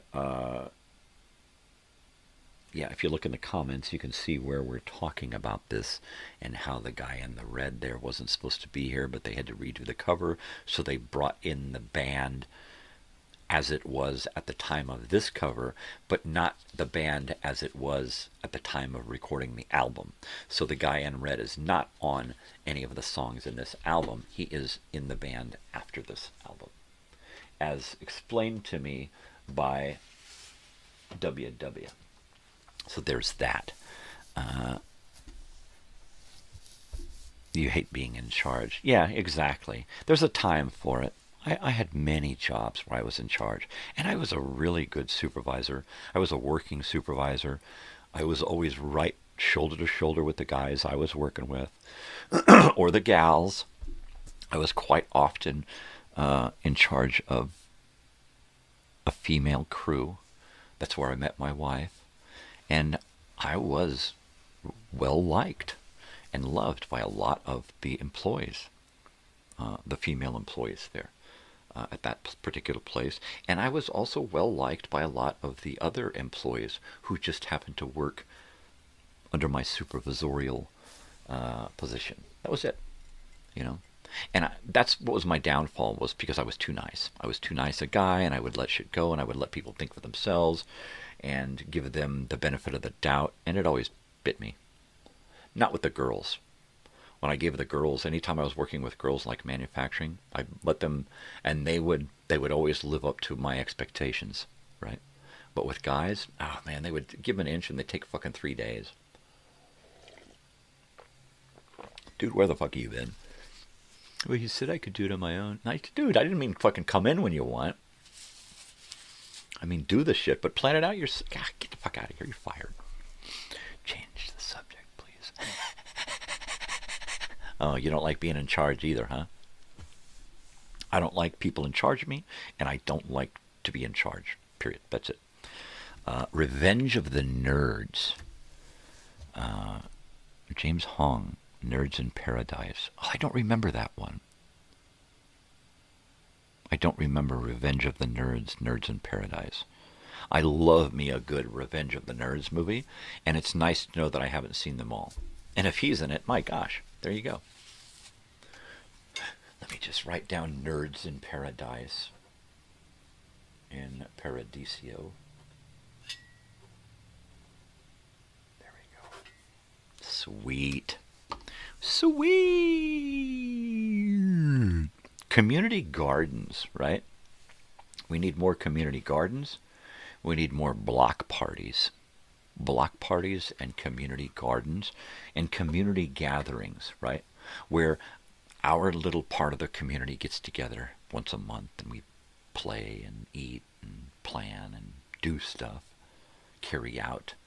You know, okay, we're going to get together in the morning and we're going to do this stuff that we had planned on doing but never got around to. So we're going to do that in the morning. And then by the time we're done with that, a couple of people are going to have all the lunch ready, and then we're going to sit around, we're going to listen to music, we're going to play some music, we're going to talk, we're going to plan stuff for the next gathering, right?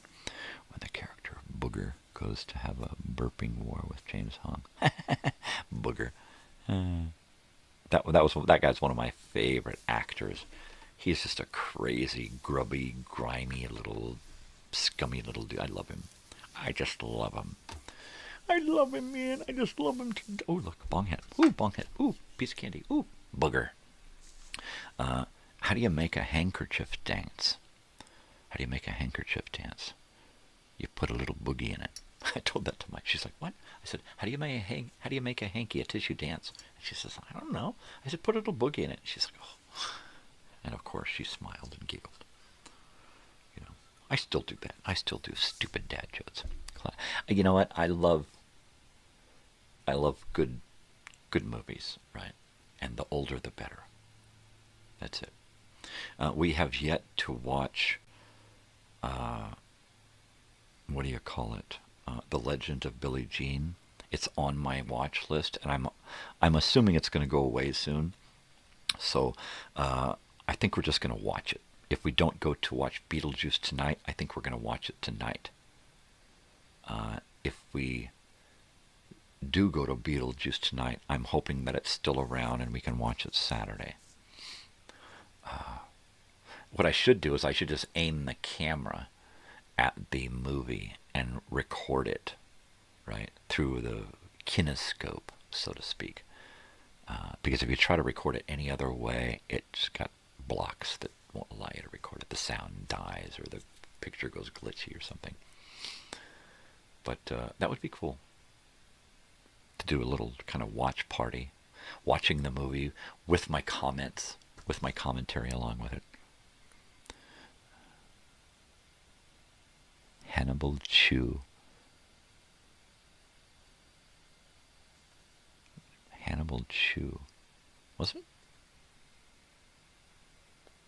I don't remember that. I don't fucking remember that. Was it? Hannibal Chew? James Hung. Hung.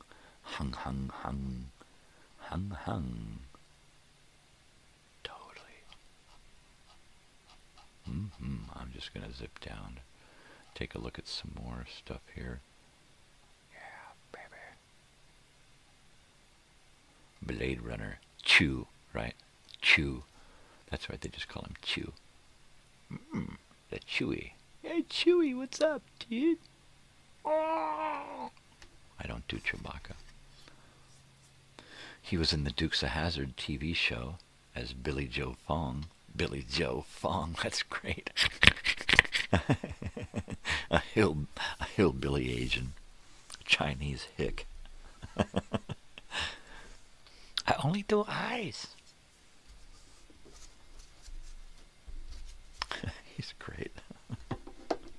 Anything he's fucking in is just beautiful. Just beautiful. All right, I'm going in.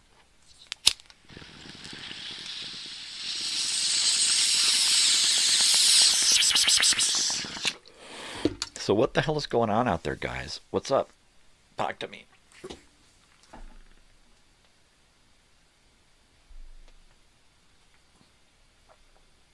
I'm going to be working on finalizing stuff for Halloween this weekend. I'm going to try to get stuff nailed down, finish off my sound for the nighttime show, for the party. Figure out how I'm going to do kind of semi-arrange. I don't want to plan anything. I just want to have things set up so that I can go in any direction at any point, right?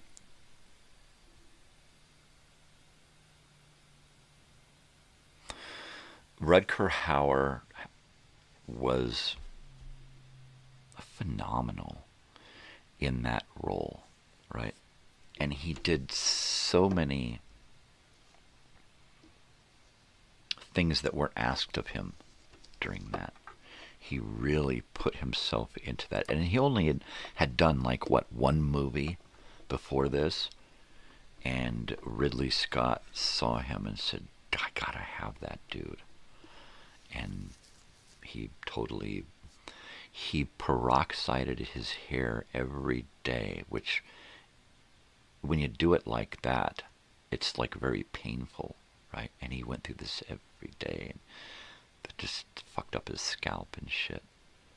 But to do this role, I mean, he was just phenomenal. And at the end scene where the dove, and he says, I don't remember what he says at the end, but it was all him. It was all fucking him. He was just totally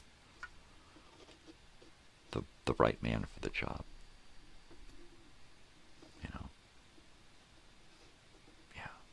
Some great acting in that movie all the way around. I think Harrison Ford's character, peace, wedding, peace, Sunday, huh? So how are you going to dress? What are you going to wear at the wedding? I think that Harrison Ford's character can pretty much be replaced by any number of actors, right? I only do eyes. Rutger Hauer, no.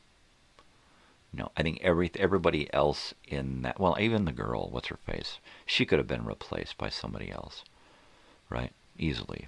Harrison Ford, I think they had somebody else in mind for him. Didn't they have Mick Jagger in mind for that? They had somebody else in mind for that at some point and wound up with using Harrison Ford, right? You gonna wear a monkey suit? The scene at the end where Harrison Ford is hanging off the building. Yeah, that long monologue. Yeah, he does that long monologue.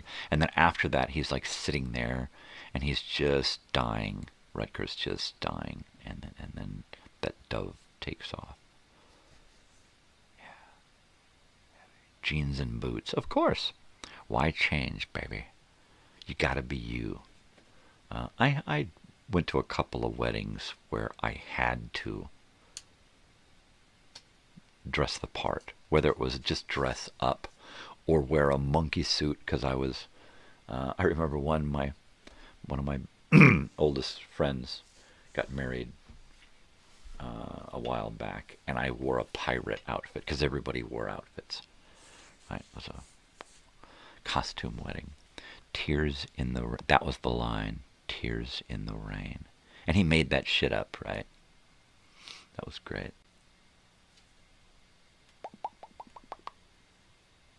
Yep. When doves fly. That's just great. I love cinema. I love movies. You know? Of course, pretty much everybody in that, who was anybody in that, went on and did something else. Edward James Olmos with his blue eyes in that was just fucking great. You'd wear a suit if you had one. There you go. Suits are cool. I'd love to get a pinstripe suit, a 1930s, 1930s or 40s pinstripe suit. with the hat, the tie, the waistcoat, the vest, the whole 9 fucking yards. The black shoes with the white spats, right? I mean, Dapper Dan to the fucking hilt. That would be fucking great. And then have the beard completely fucking styled and the ponytail, you know, and then the hat. Ah, I could kill that. I could totally fucking kill. Joey could fucking kill something like that.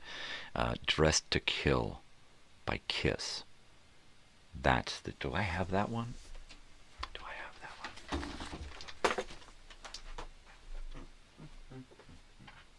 Yep, I do.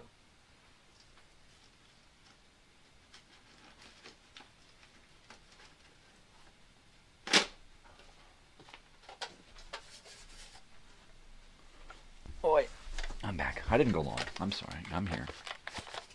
So, here's a... It's not a great picture because it's small. But let's get that in there. And let's look at that. Now look at that. Kiss wearing suits.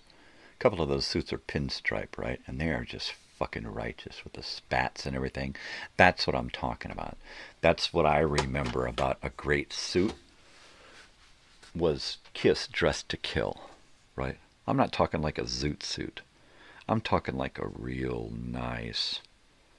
I mean, that's a Dapper Dan shit right there. Something black with white pinstripes, or kind of a gray with black pinstripes, right? Just Dressed to Kill, baby. I would totally wear that out places. There's this kid on some of that Ninja Warrior shit who wears a suit when he competes, and he's one of those guys that runs up that warped wall thing, and when he gets to the top does a 360 and spins around and grabs it, right? One of those fancy guys, but he always wears a suit, and these suits are custom made with flexible pants, so he doesn't rip out the crotch, and I mean, everything is just beautiful about these suits, but he has these great pinstripe suits that he wears, like a white with black pinstripes. Oh, that'd be sweet. You know, a reverse pinstripe suit. Yeah, but the shoes, the black shoes with the white spats, and the belt and the vest with the pocket watch, and the cufflinks, the whole fucking 9 yards, right? And you've got like 3 suits, right? 3 suits: a black suit, a light colored suit, and a pinstripe suit, and then of course a tuxedo. But that's probably the best thing. And then of course, if you want to have a full wardrobe, then you're going to have a series of different colored slacks and a series of different colored coats, sport coats, right? And then just a mess of shirts. Of course, why would I know that? Because that's how I used to think, and that's how I used to aspire to dress. And of course I never got there, because the collared shirt is the yoke of the oppressor. That tie is a noose around your fucking neck. So, freedom. Penguin suit. I'd do a penguin suit. Hell yeah.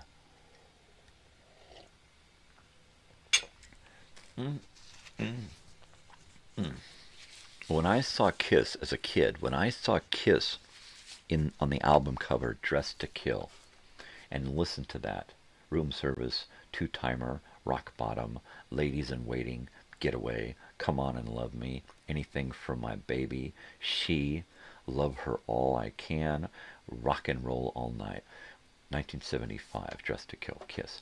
When I first saw that album, I knew I wanted a suit, period. And I wanted a pinstripe suit. And then, of course, watching movies like The Thin Man and The Bowery Boys and, you know, all those great detective movies where they always wore a suit, right? The Penguin. Burgess Meredith was the Penguin. He was my Penguin, Burgess Meredith. He was the Penguin. Danny DeVito did a great Penguin in Tim Burton. That one of those, really crazy Penguin with Tim Burton, the vicious animal-like, right? I love Burgess Meredith's Penguin in the 1960s show. That's my Penguin, you know. Frank Gorshin doing the Riddler. He's my Riddler, period. Hands down. Now for me, Jack Nicholson does the definitive Joker, right? I'll give you that, what's-his-face, dead guy, did a really good job with his version of dead guy. I just don't remember his name, right? I should have said boning down in a tent with a guy. Brokeback Mountain guy. He did a good one. It was good. It just wasn't no Jack Nicholson, right? Jack Nicholson did an homage to Cesar Romero's Joker, right? Rather than Franz Lipkin, right? Heath Ledger. Rather than Heath Ledger's Joker, which was kind of a whole new reimagining of the Joker. And he just took it, whereas Jack Nicholson and Cesar Romero took it to the level it was, that was required, right? Heath Ledger created a whole new Joker, right? And it was great for that series. But for me, Jack Nicholson did Cesar Romero did a great Joker, but Jack Nicholson did the Joker, right? Jim Carrey did a great Riddler, but Frank Gorshin for me is the Riddler. I just see Frank Gorshin. Jim Carrey he did a great Riddler. It was just too over the top, you know, like much of what Jim Carrey, I was going to say Tim Curry, just like Jim Carrey, much of what he does is over the top. Let's take it too far. All right. Reel it back in. I can't, like Robin Williams. He just can't. He just keeps going and going and going and going and going and going, Whereas somebody like Will Ferrell, he will keep going and going and going and going, and people are going, oh God, why didn't you stop 20 minutes ago? Now you're just dumb, right? And then they take the dumb and put that in the movie. They should have taken the first couple of, or let him get it all out of his system. Okay, are you done being dumb? Okay, now act. And that's where I fall away from many of the SNL actors that have come to us over the last 40 years. Many of them, they just go over the top. It's like they're in a movie. It's their 10th great movie, but they're still trying to do that SNL shtick, right? And it's not Eartha Kitt, Julie Newmar. For me, it was Julie Newmar. Yeah. Julie Newmar. Oh, what a crazy, bizarre, attractive female specimen. Just awesome. You see her in other stuff, and she's just a kook. She is the kookiest chick, right? She is fantastic. I love me some Julie Newmar, just because she's so bizarre, right? In reality, she's just a bizarre chick. Yeah, it's fucking awesome. It's awesome sauce. It's about time I do my last bong hit and switch over to the one hitter for the day. Until this evening. Yeah, so I've got about, I don't know, maybe an hour or less worth of CB talk between a few different people back and forth. And it's just a recording, and it's got that CB sound. and I'm trying to figure out how to use it so that it's not so, what did they say? You know, or so you can't hear everything that's being said. So it's just kind of popping up in chatter. So I'm going to put it into the video real low. First I'm going to take it and I'm going to break it up into little bits that I can use separately. And then insert those little bits during music in the background so that you can just kind of hear it popping up, you know, here and there. I'm also going to try to create some station identification breaks for the radio show that I fictionalized that's on during Halloween.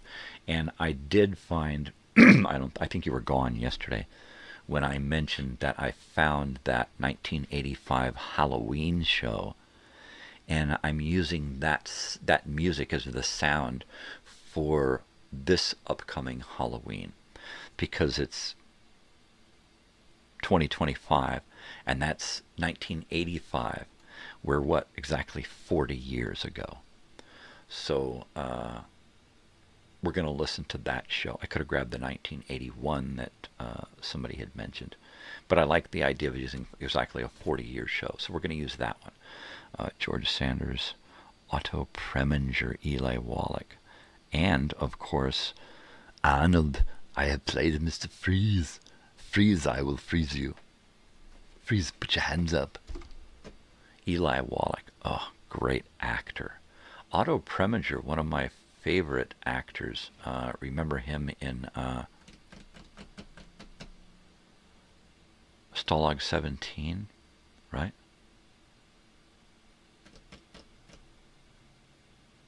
Wasn't he he was a director too, Otto Preminger. Totally. Yeah, great German voice. A great bald head. He did a great Mr. Freeze. I would probably say Otto Preminger was my favorite Mr. Freeze. Aside from Arnold, of course. What a dumb movie, right? Tommy Lee Jones as Two-Face. Arnold as Mr. Freeze. Was that the one with Val Kilmer or George Clooney, right? The Arnold one. I think it was Val Kilmer, wasn't it? Yeah, what that series, the first two movies, great. The next two movies to the Tim Burton series, not so great. Not so great. I think once they lost Michael Keaton, and then try to replace him with a new. That's a great documentary that I was going to say Bill Ward, not a drummer documentary, but Burt Ward's documentary on Batman. I think we talked about that, you and I. That's a great one. We also talked about, I think that day we talked about the Monkees docudrama movie. That's a good one. Yeah, good stuff. We still haven't played any live music this morning. I don't know why. I don't know why not. Organically, that's why. We just let it happen. Just let shit happen. If it's going to happen, it's going to happen. If not, don't force it. So I'm just leaving the sign up there because we have that option, ladies and gentlemen. So please stand by. Please stand by. Please stand by. That's one that I have to put up here. Please stand by. Please stand by. Yeah.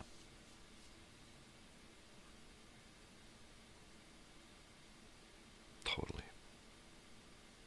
All right, I got lost in emotion there for a second.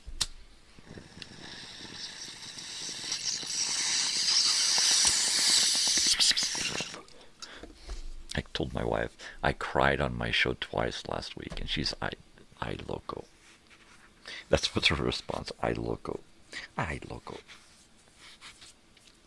Hey, you know, at least it's real.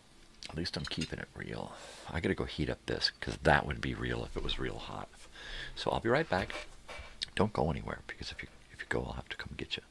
I'll have to look for you to come find let's have a topic, man. Somebody give me a topic.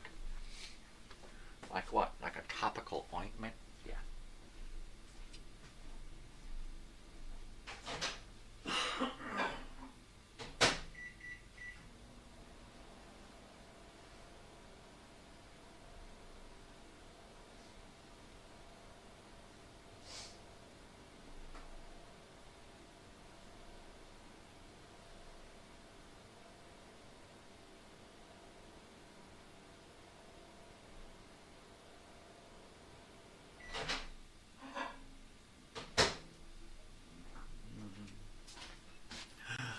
Mi esposa. Ah. All right. We are waking up. We are awake. The house, she's awake. What time is it? Oh, it's almost 7:30. Well, that seems logical. That seems logical. Should be taking off in a while. So there you go. I would imagine it's time for the house to wake up. Let's see. Dark Knight trilogy with Christian Bale. That one's pretty damn good. It is. I like that it's different. I like the whole, the new reimagining of the characters. The newer Batman shit, Batman, Superman, all that. I don't get it. You know, I'm sure they had good intentions, but it was pretty much them trying to compete with Marvel. And they can't, right? They should have just sold out to Disney and let Disney take control of all of it, because that's what they do. They take control. They stole Star Wars, they stole Marvel, they did all of this shit and then created this whole universe thing around them, which, had they done it well, I would be all over that. But yeah, I go for the Dark Knight trilogy. I go for the early Tim Burton stuff. I go way back to the Adam West, Burt Ward stuff. Because I grew up on that. I grew up on watching those slanted camera angles and pow and zowie and, oh man, that's what we need. We need more of that to come back. We need more pow and zowie, right? That's what we need. That's really good when it's hot. Zow and powy. All right, where am I? I'm over here now. So we're doing that, and we are now going to refreshen that for the day.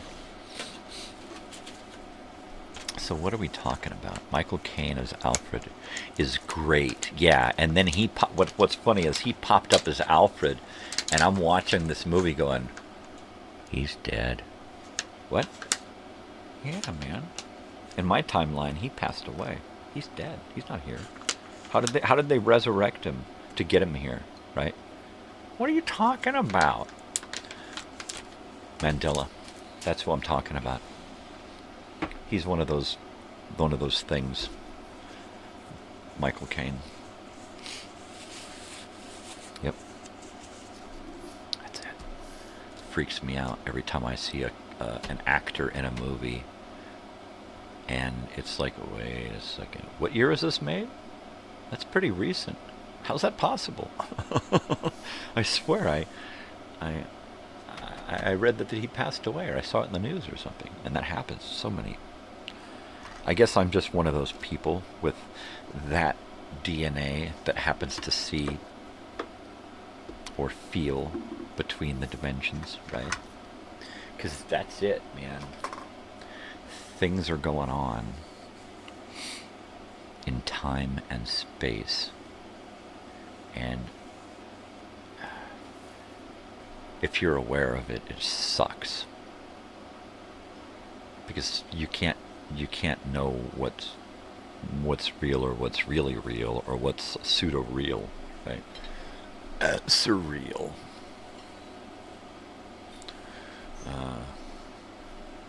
Really, really real. Camino real. That's Camino Real. Shut up. Okay. So we're doing this thing, right? Ooh, kitchen's open. We're doing this thing where we sit together and we talk, And we try to solve the world's problems through humor and glimpses into the past, right? What did we accomplish today? What did we fix? Well, I got an appointment to get my dog fixed. Shut up. That's good. That's good. Keep the population down. Keep the population down. We don't need... We've already got too many unwanted children in the world. We don't need a lot of unwanted dogs, right? I wish I could take them all. The new Masters of the Universe is coming. Oh, no. Just don't tell me Ryan Reynolds or George Clooney or, God, what's his face? One of those other goofballs. Was it Ry Cooter? No, Bradley Cooper. Don't tell me Bradley Cooper's in it. Or that one broad. Oh, any of those people. Oh, don't tell me that. Well, of course, it's going to have somebody in it who's an actor from the last 20 years. So, preferably somebody fresh and new who hasn't been beaten into our brains, right? Who hasn't shared their brand with us. God, everybody's got to have a fucking brand, a scent, a clothing line. I mean, why don't you just fucking stick to acting? You know, my album's coming out. What do you mean your album? Yeah, I sing and play guitar too. Oh, God. Very seldom does that work, right? It worked for the Bacon Brothers. I don't really think it works for too many others. Kevin Costner, I think we can just not do that anymore. Yeah, there's quite a few celebrities. Jared Leto, oh, please, no. One of your favorite plays, Helter Skelter, yeah. Jared Leto, he's not in it, is he? Because I will not even watch a trailer with him in it. That guy tortures me. Just his very presence, right? He is so full of himself. Find out about stuff about him. Google him and see what he's doing recently. He's like doing this whole cult thing. He's pulling off a Jim Jones right now, right? And at some point, it's going to go fucking haywire on him. Because people are going to start doing shit in his name, right? And it's going to turn on him.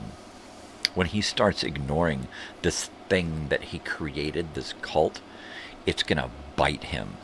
People are going to start coming forward saying, Jared Leto did this to me in the name of his God. And it's all going to get fucking weird from there. I swear to you. Look at that guy.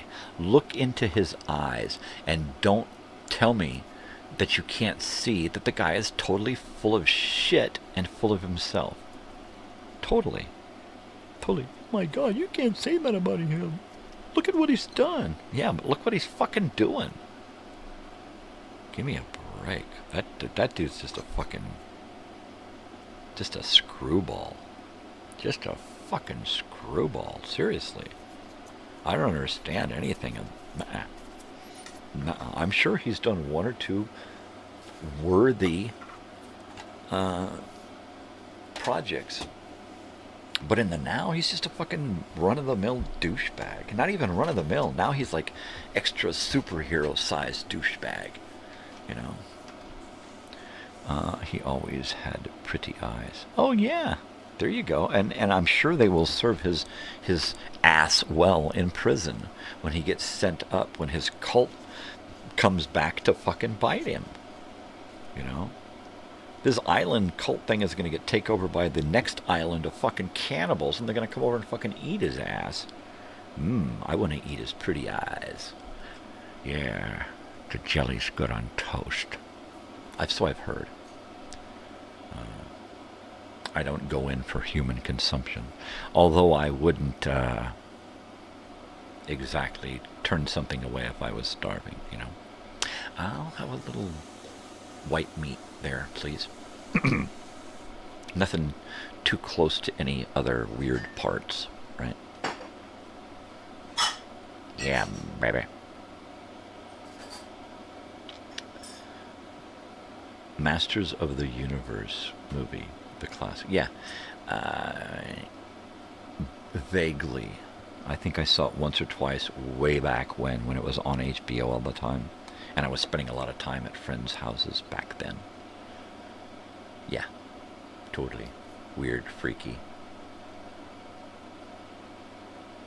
There's a lot of those. But one of them that is in my playlist right now is Krull. Krull. Krull. And I think it's on Roku right now. And it's one of those adventure, science fiction-y, old world adventure movies with swords and magic and that kind of stuff. And a very young, bearded Liam Neeson is in it as one of the soldier guys, one of the merry men. Idris Elba plays Duncan Man-at-Arms. I know who that is, but I don't remember what he looks like. I know I've seen him in a bunch of shit. Krull. Totally, dude. Krull is awesome. So that's in my playlist. It's probably going to get watched real soon. Because I keep trying to watch a movie every day now. Let me watch a new Tentacles the other... Not Tentacles. Tentacles. Watched that one the other day. Where they had to use a killer whale to kill or lure the thing into being killed. Yeah, I believe Marjorie Gortner was in that. If you remember the movie Earthquake, he plays the grocery store manager who is also in the National Guard and has to go dress up as a soldier, put on a wig. Remember the old man in the desert swamp? Is it knowledge you seek? Oh yeah, dude, knowledge. Is that the dude with the many eyes? No, they have a guy with him that's got one eye. They have a Cyclops with him. God, see, I gotta watch this, man. Oh, man. Hey, honey, Joey said he's gotta go. See you later, brother. Take care of yourself. You don't want breakfast today? You better hurry up. Better hurry up and get over here. We'll see you in 5 minutes. Wouldn't that be great? Someday. You'll either be in the next room or a close neighbor. I don't know. We'll figure it out. In the next micro house next to us, right? Yeah, we gotta do something. We need to do a community thing. We need to make a little community. Alright, peace. Have a great night. Take care of yourself. See ya soon. Yeah. Oh, yeah. I love me a good sci-fi fantasy that goes back. Big old Cyclops dude, yeah. That goes back in time and then has all kinds of weird shit. You know, like the Lord of the Rings trilogy. I love the original animated stuff. That was just beautiful. The original Hobbit and Lord of the Rings. And the original Bilbo Baggins, right?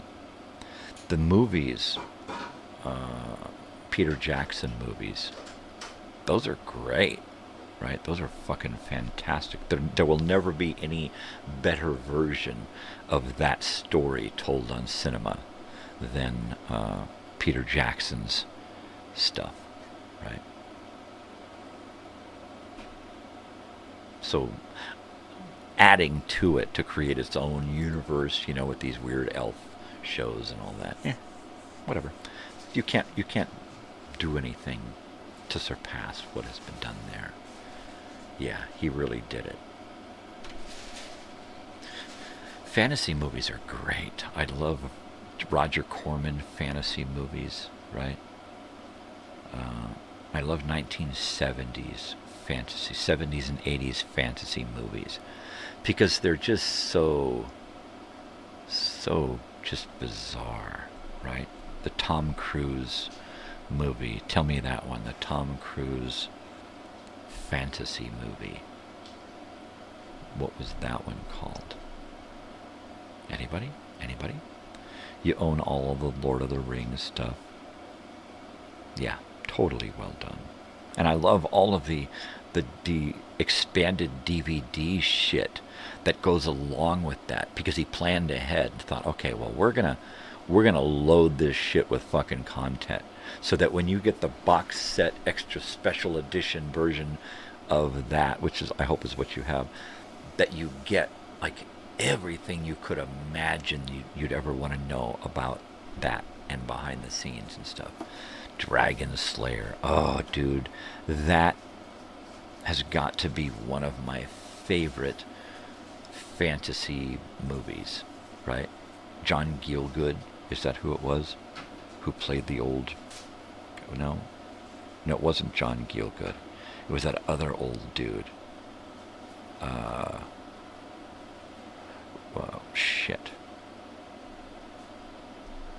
Fuck. He played in Sherlock Holmes radio series. Ralph Richardson, is that him? I think it was Ralph Richardson, who played the old wizard that dies and has to be resurrected to fight the dragon at the end. Beautiful fucking movie. Just great story. Great cast. I like the male lead in that young actor that later on went on to be that Russian weird sounding guy. I think it was Russian, but he was a weird sounding guy. Legend, Tom Cruise, that's it.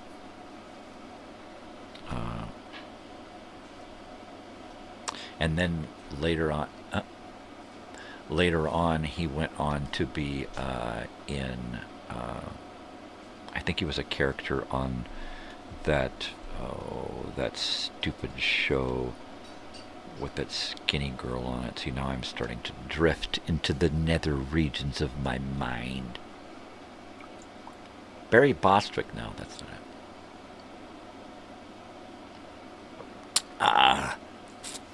Yeah, I just love fantasy movies. Battle of the Planets, is that what that is? Battle Beyond the Planets. Battle Beyond the Stars, that's it. Richard John Boy from Waltons. He's great in that. George Papard. That other guy. I was going to say Ron Glass, but that's not it. Robert Vaughn. Yeah, Robert Vaughn is in it. A bunch of other great people in it. But it's just a fun... the bummer is that because Roger Corman loves to get production value out of everything, he reused that main spaceship like 3 times, which was a real bummer. Peter McNichol. Oh, that was it. Peter McNichol. Not related to Christy McNichol and her brother. Not at all related. Yes, he did a great job playing the lead, and should have gotten a lot more stuff because of it. Great fucking movie. The interaction between him and Ralph Richardson. Golden. Totally great stuff. I love the storyline because it's so true for those dark ages, you know, where let's pull a lottery to grab some young girl and sacrifice her to a dragon. Even though there was probably not a dragon, it was probably just they chucked her into a volcano, or, you know, slit her throat and bled her out upside down, and then chucked her into a fire, tied weights to her ankles and chucked her down to She-Vulva or whatever, you know. She's got a Volvo, what? Yeah. All kinds of crazy shit. And the craziness still continues today. It's a different kind of craziness, you know. We're still doing sacrifices. Now we're just sacrificing the world around. Clash of the Titans. Oh, Clash of the Titans and that Sinbad, the sailor, the Sinbad one. That was such a fucking great one. The Medusa. Clash of the Titans was another just fucking great one where they, the dude from L.A. Law that was opposite Susan Day, right, in L.A. Law, he's the one that did the sent down to Earth and wound up in the Colosseum there, and that was just a weird fucking movie. I love that one. I'm talking the old Clash of the Titans, not the newer ones, the older ones from the 70s, 60s and 70s. That was some great fucking shit. Where they did a lot of the claymation and the stop motion animation to do the characters and the monsters and stuff. Oh man. That's my era of fantasy and science fiction. You know, the new stuff is great because it's got such a realism to it, but it's too real. It loses its fantasy stuff when this could be possible, right? Well then, Jason and the Argonauts, yeah, another good one. The Sinbad, the Clash of the Titans, Jason and the Argonauts. I could sit and watch that shit all day long, you know. And then the animation. The animation was always great. That was always fun to watch. Yeah, bitchin' stuff.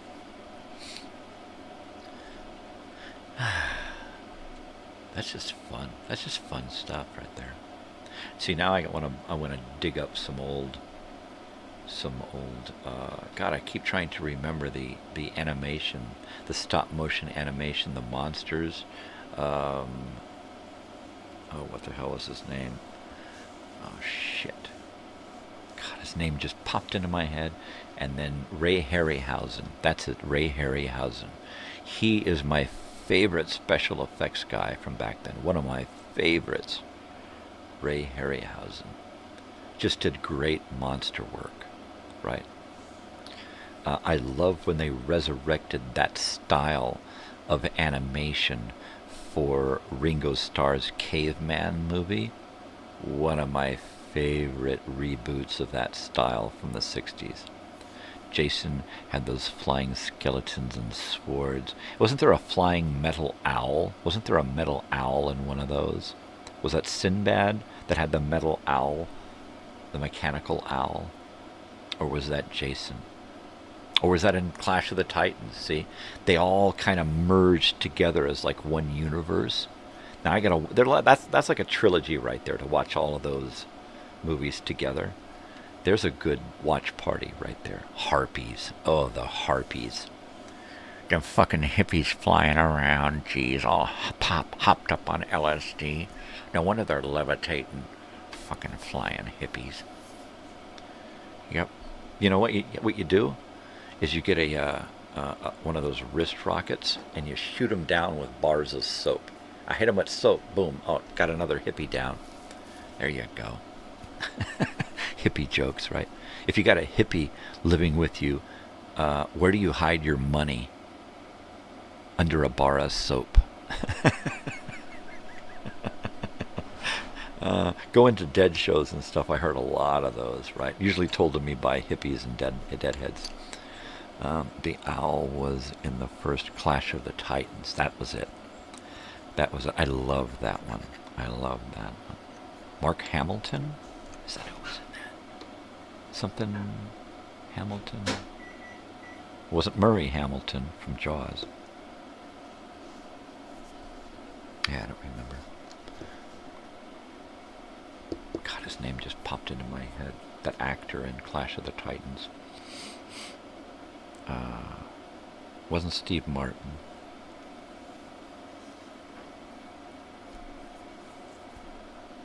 It wasn't George Carlin.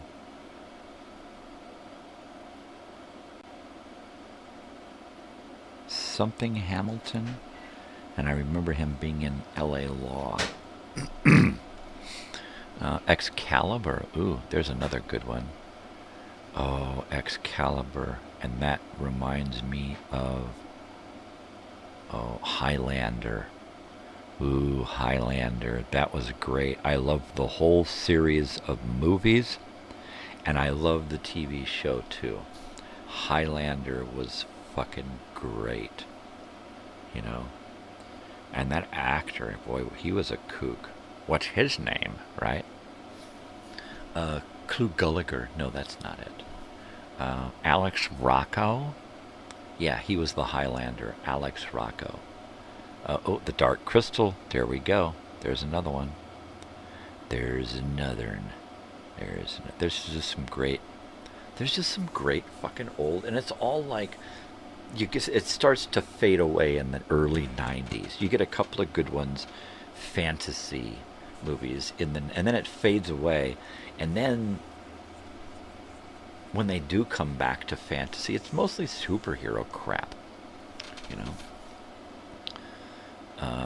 God, Dark Crystal, that's a great one. I love movies, fantasy movies, where they use a lot of Jim Henson. Willow. Yes. See, now we're talking. Robin Williams on the helm of a George Lucas movie, right? And they made such a bond that when George Lucas asked Ron Howard for a favor and said, look, we had this director lined up to do Han Solo, the Han Solo, the Solo, and he bowed out. Will you take it? And Ron Howard just stepped in and directed it and then stepped out. Boom. My God, right? What a pal. But Willow, one of my favorite. It's in my DVD collection. My wife and daughter and I all love it because it's just a great movie. One of my favorite Val Kilmer movies, the movie he met his wife on. The idea of the dwarves and the elves and the little brownies and the fairies and trying to gather up all of that stuff that could be legend, but it could be real from our past, right? It's just so neat. And it's in a great, fun, exciting, adventurous package. And you want to be any of those characters, right? Because they're all such great characters. You even want to be Willow, you know. Willow is like the man. He is like the shit. Everybody wants to be Willow. Yeah. That's a great one. That's a fucking great one. To Willow. Labyrinth. Lady Hawk. Oh, there you go. Lady Hawk. That's another good one. That one's Rutger Hauer and Michelle Pfeiffer and Matthew Broderick, right? That is a great one. I like the idea, the whole grim fairy tale type story where they become human at opposite times, but they're in love. You know, she's a hawk, he's a wolf, isn't that right? And they trade, so they're never together, right, at the same time. Oh no. Time Bandits. That one is really special to me because it's one that I watched during my ditching days in the 7th grade when I was out of school for 6 weeks. I just stopped going. And I spent a lot of time at my brother's friend's house, Punker Paul, who didn't go to school.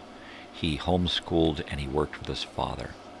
So a lot of days I would wind up over at his house on his living room floor watching TV. And it was Time Bandits and Caveman and Escape from New York and a bunch of these movies that just, when I watched them, I'm right back there as a kid. Time Bandits may have been at another friend's house, but when I watched that, I'm a kid again, you know. And I just sit with awe, right? I mean, Sean Connery stepping in as a little, almost a cameo, right? But just as one of these little weird characters in one of the worlds. You know, the whole Monty Python aspect to it all is just bizarre, you know. Great movie, great direction, great acting. Shelley Duvall, right? Just hilarious stuff. Every step of the way. And Ralph Richardson, he's in that one too. Yeah, just beautiful. One of my favorites. I've put that trailer in some of my video time machines, I believe. David Rappaport. You're going to have to refresh my memory. What is a David Rappaport? Where did we go here? We went this way and I went that way. Yeah, man, I could do Time Bandits. John Cleese, Michael Palin. Was David Rappaport? He was an actor in it, right? Which one was he? Which one was he? Yeah, John Cleese, Michael Palin. Very, very, very, very good. Yeah, he did a great Robin Hood. I like the reoccurring theme with Michael Palin and Shelley Duvall coming back through eras. I must have fruit. Just great shit. The whole Monty Python aspect popping up is really neat. Yeah. I love it. I love it, man. Can you hear the live music? Can you feel it? It won't stop. It just keeps pounding in my head, live music. I don't know why. But if you can't hear it, I might as well take away that graphic there, because I thought everybody could hear it. Oh.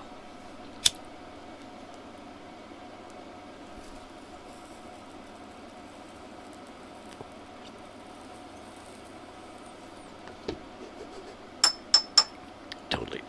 All right, peeps. I'm going to take a break for a second. I will be right back. Okay.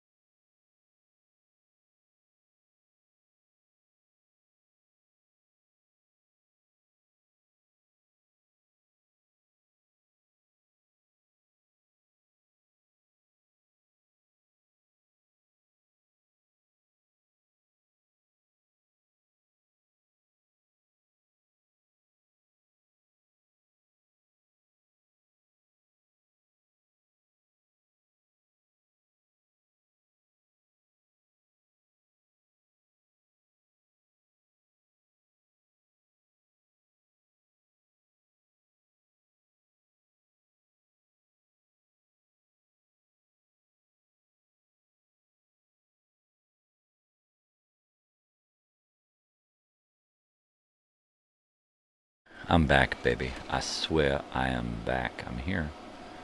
I'm gonna drop that away because it never happened. It never happened. Turn away. Don't look at me. Totally.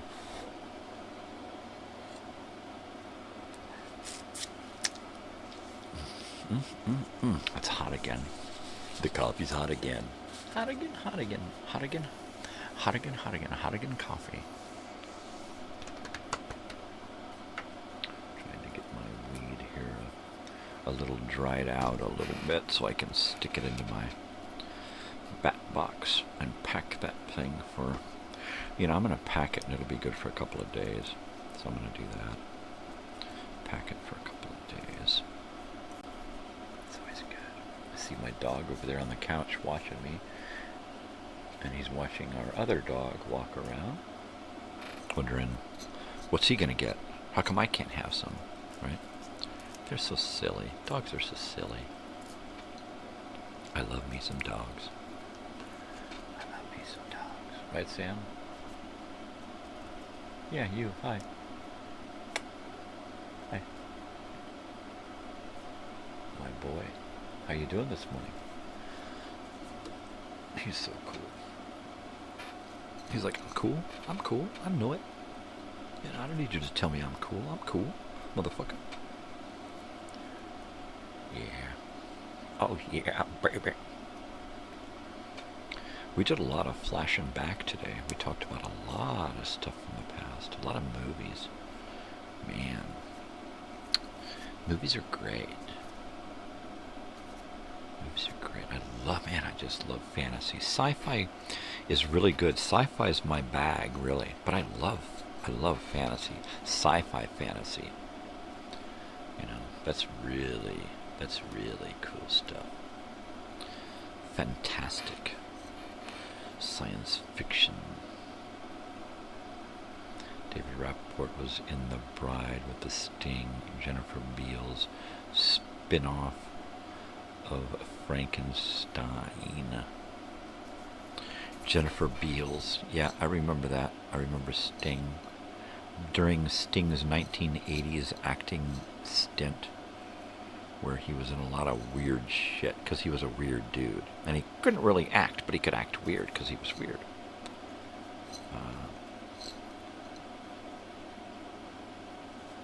Yeah. The Bride. Do I have something like... I think I have The Bride around. I think I have it in a drawer. Just a VHS cassette, no case, no cover. Just one that says The Bride on it.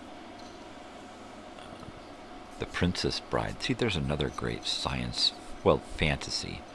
I love how it is told as a story, Peter Falk telling his grandson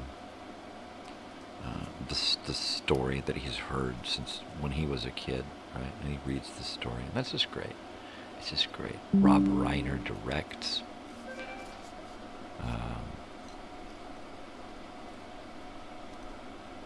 A great cast of characters. My favorite, of course, is Andre the Giant.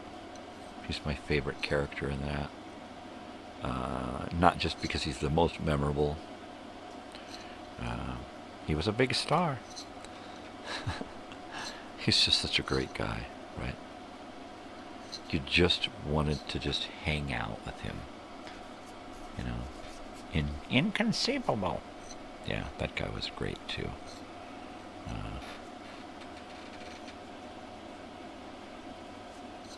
Wow, what a great movie. I can just sit and muse on that movie. It just had so many twists and turns, and it was fun. And my friends used to quote that movie for years, for decades, in fact. They would quote that movie. They still say, "Have fun, storm." I said that to my daughter the other day. Have fun, storming the castle, kids, as they left the house. I think it was Joey and my daughter leaving. Have fun, storming the castle. Yeah, we certainly did. We had a lot of fun storming a lot of castles back in my day, back in the 70s and 80s. Adventure is the one thing that goes missing once we become older. We start missing that sense of adventure. There's a lot of people out here in this area that have that sense of adventure. A lot of rock climbers, dirt bags, we call them out here, van people, people who just pick it up and just take it on the road. I see old ladies who are like newly divorced or homeless or something, and it's them and a dog or a cat, young women, young men, and they're just in their car surrounded by piles of stuff. It's like, I'm just taking off and I'm going, and I'll figure it out when I get there, right? In fact, we cleaned a vacation rental once, and there was this lady still there, and she's like, I'm sorry, my car died and it's gone and I have no car, and I don't know how to get from here to my next place to stay, which was a Spark at the other end of town. And I said, oh, I can take you. And she was so amazed. And so throughout that morning where we said, yeah, don't worry about it, stay there, we'll come back later and we can take you and drop you off at where you need to go when it's time for us to come clean the house. And so during this, we heard the story of how her husband had passed away, and she was now kind of off doing her own thing. And it was all quite new to her because she had never really done anything like this before. And it was her and, God, I think a cat or something. It was just a weird couple of cats.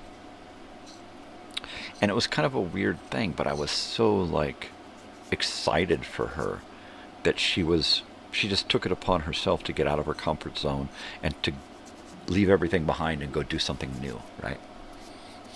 What a sense of adventure. And we don't have like that strong sense of adventure anymore after a certain age, after being in a certain position of responsibility for so long.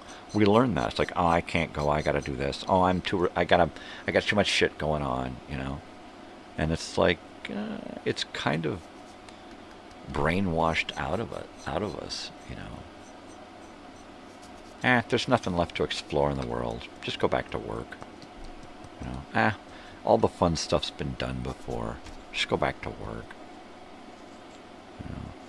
But the thing we tell ourselves that the worst is that I don't have time for that. I don't have time to have adventure in my life, right? I'm too busy to think about me, basically. And that sucks, you know. And we all get that programmed into us, where you have to be responsible. You have to leave childish thing behind. You can't be that adventurous kid anymore, right? That sucks. That should change too. Can we change that? Can we make things different from here on out, right? Where people can have adventure in their lives again. I think a lot of people with like that gig economy thing, I think they have that sense of adventure because they're taking on a new way of living, right? It's like, I'm not going to tie myself down to a 9 to 5. I'm not going to be beholden to a supervisor or a boss. I'm going to do things on my own schedule, my own way. You know, I'm going to dress how I want. I'm going to look how I want. You know, and there's a lot of that going on, and that's kind of adventurous. Or doing things where you're not quite sure if you're going to get things done, if you're going to be able to pull off the responsibility by doing it this way. But there is that sense of adventure of doing it that way. So, you know, people are just jumping on board. And it is interesting because you can do it that way. You can, you know, take on a different way of living. Just throw yourself into a van with a dog and a small refrigerator and portable stove and take off across the country, you know, and find out that it doesn't take all that much to live that way. You know, have a regular type job, but live in an irregular manner compared to normal society, society's requirements of how you should live. Do something different, you know. I grew up that way. We grew up from counterculture to homelessness to living in vehicles and tents and vans down by the river and motorhomes and shit, right? So I grew up that way, right? So my twist on that is living in a house with 4 walls and a roof and a floor and a bathroom and a kitchen and that kind of stuff. That's different for me. Would I throw it all in and go mobile? Sure. Baron Munchausen, yeah. Uma Thurman, great fucking movie. More Monty Python shit. Yeah, great stuff. I would probably want, if I was going to go mobile again, it would have to be in a big motorhome. Something with a master bedroom and a bathroom and a nice kitchen and a nice living room. That's all. But then I would need a large cargo trailer behind it, filled with all of the other little niceties that make life fun, right? All the little collection of stuff, a couple of musical instruments, right? A collection of records and tapes and movies, right? Sewing machine and tools, a couple of motorcycles, a golf cart, right? Have just a little garage type trailer pulled behind the big bus motorhome type thing, so that no matter where you go, you're self-sufficient, right? You can park your shit, jump on a bike, jump on a golf cart, take off, go do stuff, come back. Set up camp anywhere. Have solar, have huge water tanks and huge dump tanks, right? And be able to take it on the road. Have like a mini house, a tiny home on the road with your own storage container behind it. Your own garage. You take your own garage with you. You know, and you roll up the back of that trailer and there are some vehicles and storage items and tools and stuff that you need from time to time, you know. Easy peasy. Maybe even a small electric vehicle bigger than a golf cart in there. Something you can pull up into the back of a trailer and park over the back axle, right? Put a couple of bikes on a rack somewhere, a motorcycle here, or a golf cart, and just be able to go anywhere and be there, and that's the place to be. Wherever you go, you're set.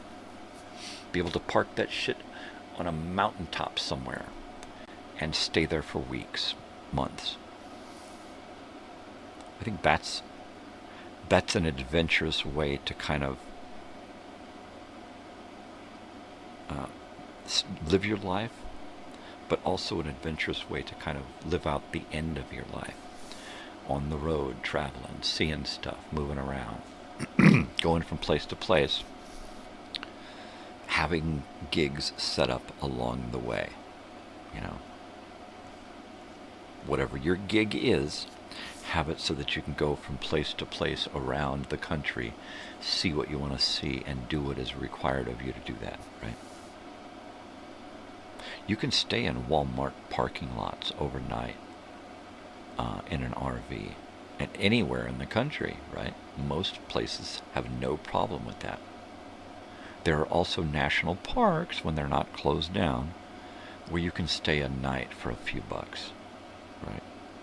And to be able to do that around the country, right? And then get to a place and say, okay, we're going to stay here for this season and do this work until we're ready to go to the next place, and then we're going to adventure along the way, right? What a great way to live, you know. When I was young, when we were a young family, when I was a kid, that's what we did. We bounced all over the place, adventurizing.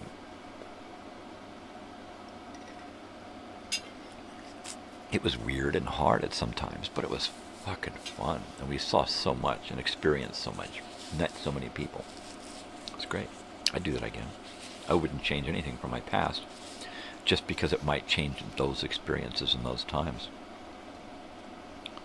You know, you can't change your past and get rid of the bad without getting rid of the good too.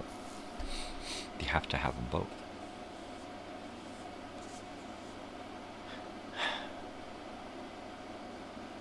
I think probably, aside from having a big piece of property surrounded by trees and your own water and electricity, and then having little tiny home community built there, aside from having something like that, I think my next bucket list thing would be to live as a nomad and just travel around, right?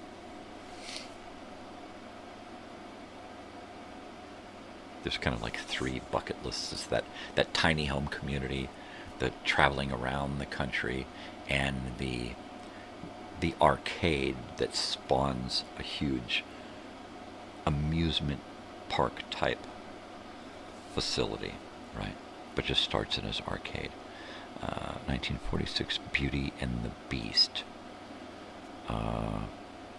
Wasn't that Basil Rathbone and Nigel Bruce? Oh wait, that was Sherlock Holmes. Beauty and the Beast. Yeah. I don't know. I don't recall that one. I don't think I probably have seen it, but I don't recall it. Is it the animated Disney? Because that I have seen, with the dancing teacups and the clock and all that shit. Because that's a good one. That's a classic. I love some good old Disney animation. You know, a lot of people are, ooh, Disney's the devil. You know, you can put that spin on just about anything, and you can put that spin on frickin' Mother Teresa or the church, right? They're the devil. So I don't go in for that. Disney's Disney, you know. They're not exactly the nicest corporation, but they're just Disney. It's like, you know, the government. They're not exactly the nicest government, but they're a government. They're definitely in it for themselves. Totally. I would have to say that I could watch some Beauty and the Beast. Remember that TV show with Linda Hamilton? Was that her? The Terminator girl? That was a funky show. That was a funky show. Yeah. And the fact that she's a twin, she's got a twin sister. The Seventh Seal. Ooh, Ingmar Bergman. No, I don't recall this. Yeah, actually I do. I recall the Seventh Seal. I think I saw a trailer on it.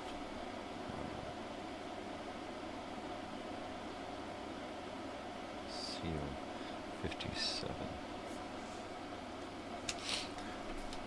I think I played it. In fact, trailers. I'm going to try to put together a bunch of trailers, horror trailers, back to back, and see what I can get away with airing, and try to put together some more, some new movie stuff.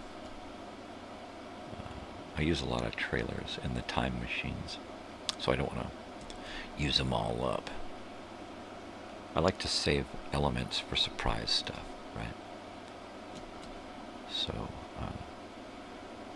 So every once in a while I can pull something neat out and stick it in a time machine and enhance an episode, so to speak. Totally. I'm going to have to take a break here in a minute and check on the situation around here and use the restroom. So let's talk about some more stuff. I like this Monty Python direction that the fantasy movies took. So, yeah, I'll be right back. And don't go anywhere.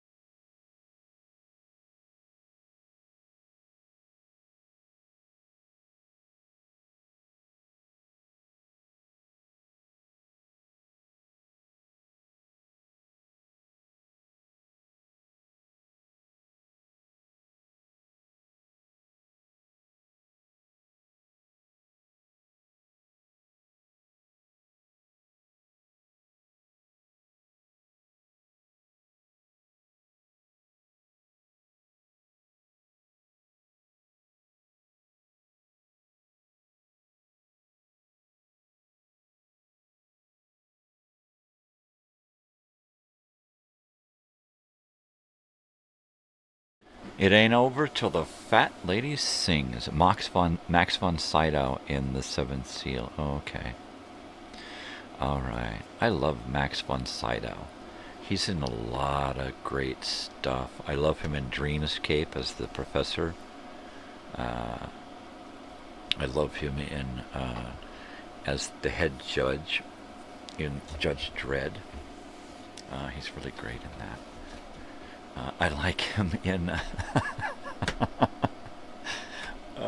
I like him as the leader in the head of the brewery in in that stupid fucking movie. Take Off, You Hoser. That's such a great fucking movie. And I can never remember the name of the movie. Elsinore Castle, Elsinore Beer. God, that fucking movie. Of course you'll know what I'm talking about. I love having people on the show who know what I'm talking about so well that they can explain it better than I could, or remember it better than I could, which is great. Yeah, great. Max von Sydow.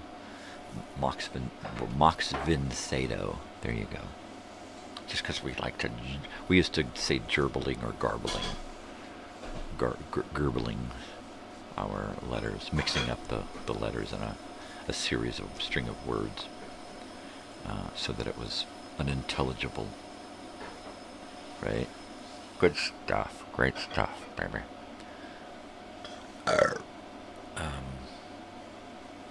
I'm back. I'm back, baby. Oh.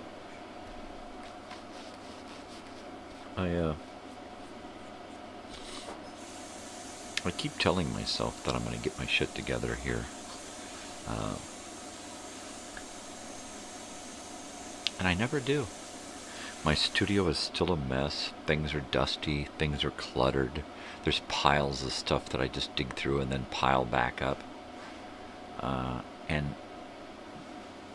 mainly my thoughts are just adding more shit to the pile. A disenchanted night. Ooh. Seventh Seal. You know, God, that sounds so familiar. So familiar. Hold on a second.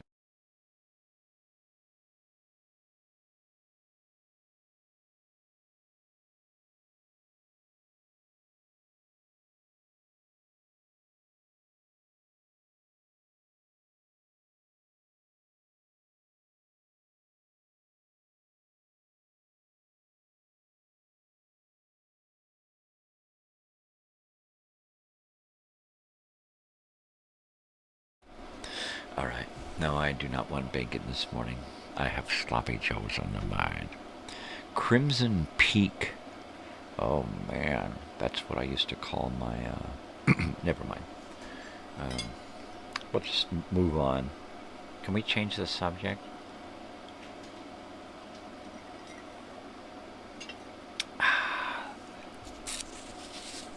Totally. Man, we have got a lot of stuff going on this morning. We got a lot of stuff going on this morning.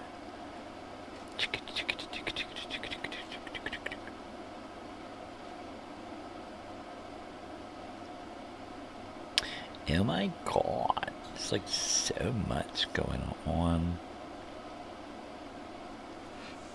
Yeah.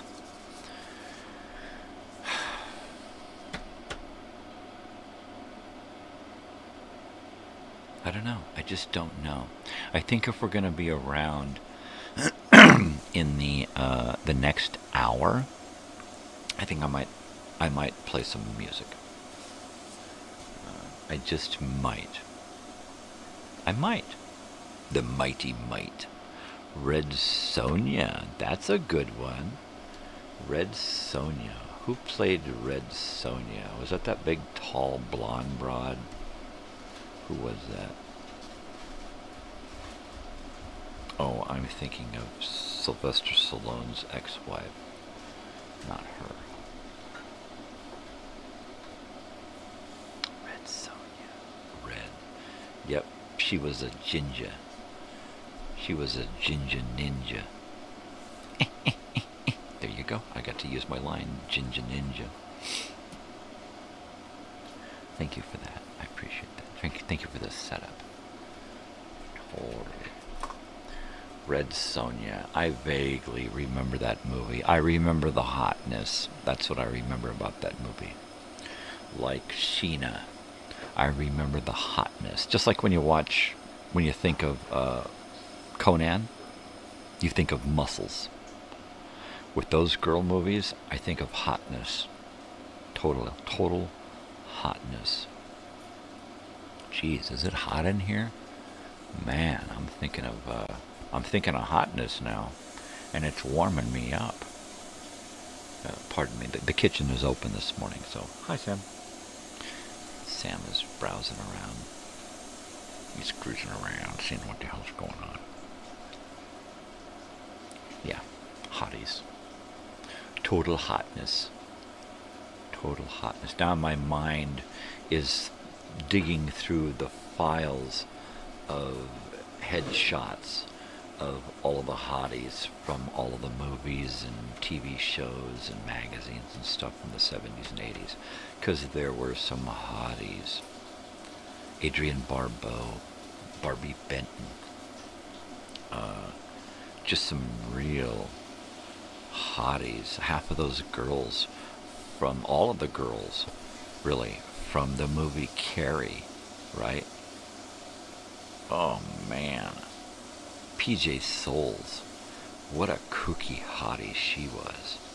Even Sissy Spacek, man, I was so in love with Sissy Spacek after Carrie, right? Because she was just so beautiful in that, so ordinarily beautiful. She was just, oh, what a hottie. Yeah, Carrie, Sissy Spacek. She really did it for me. She did. I'd love to hear that bacon sizzling. I really love me some Sissy Spacek. All of those kooky chicks in that movie, Carrie, they were great. Even the PE teacher, right? Yeah, hotties. I love good 70s, 80s hotties movies. You know, I'm not talking, big time TNA and bouncing I'm just talking about just your average hotties. Close Encounters of the Third Kind. Barry's mom, the mom whose son disappears. Hottie. E.T., the mom on E.T., the movie. Hottie. Oi. Right? The hotties for me just came in so many different ranges.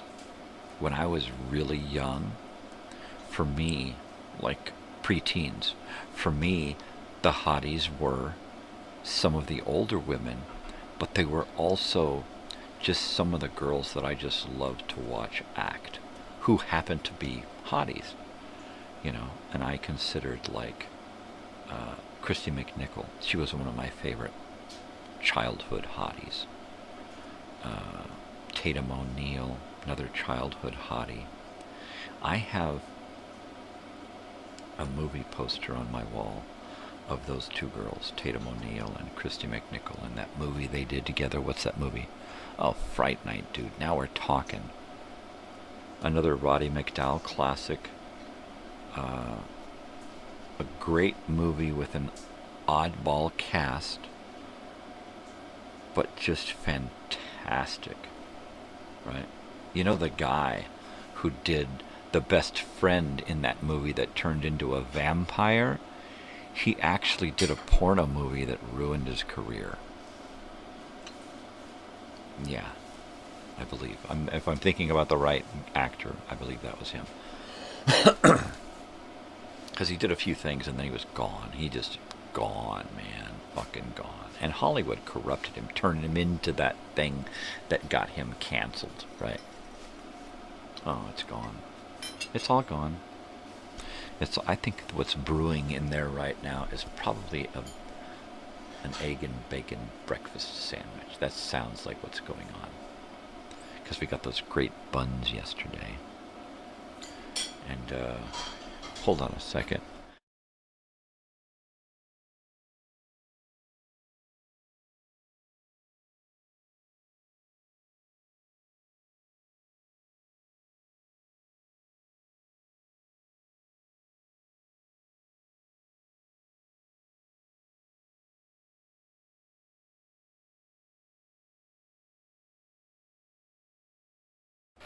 I was just talking to my wife about sandwich stuff, because, boy, you know, a good breakfast go. Beastmaster. Oh, yeah, there you go. Beastmaster. Yeah. I'm more of like a Bassmaster. No, just kidding. Beastmaster. That was the one with... oh, shit, I can never remember names when I want. Right? The guy who did that did also Watchers 2, another Roger Corman production. That, oh God, what the fuck was his name? Please tell me his name. Andy Devine. That wasn't it. It was Don Knotts, the Beastmaster. God, that guy's fucking name. It's one of those names that's a little Mark Singer. Mark Singer. I said it before I saw it if you're writing it. Mark Singer. I love Mark Singer in Beastmaster. I like how he started off as kind of a scrawny little guy, and then in the TV show Planet of the Apes, Mark Singer, see? There we go. In the TV show Planet of the Apes, he worked in an episode as a gladiator with his actor. The character who played his actor was William Smith, a great character actor in everything, including Chips. Big muscular William Smith. Big mustache. Just in everything. He plays the Russian officer in Red Dawn. That's William Smith. And in the Planet of the Apes, he and Mark Singer play father and son gladiators. Mark Singer is learning. But in that, he's kind of scrawny. But after that, he starts to get muscles. So by the time he gets to Beastmaster, he's cut. He's looking good. Tanya Roberts, Jane Amos, Rip Torn. Yes, Rip Torn was great in that. Boy, he played a great, crazy warlock type dude in that one. That was fucking great.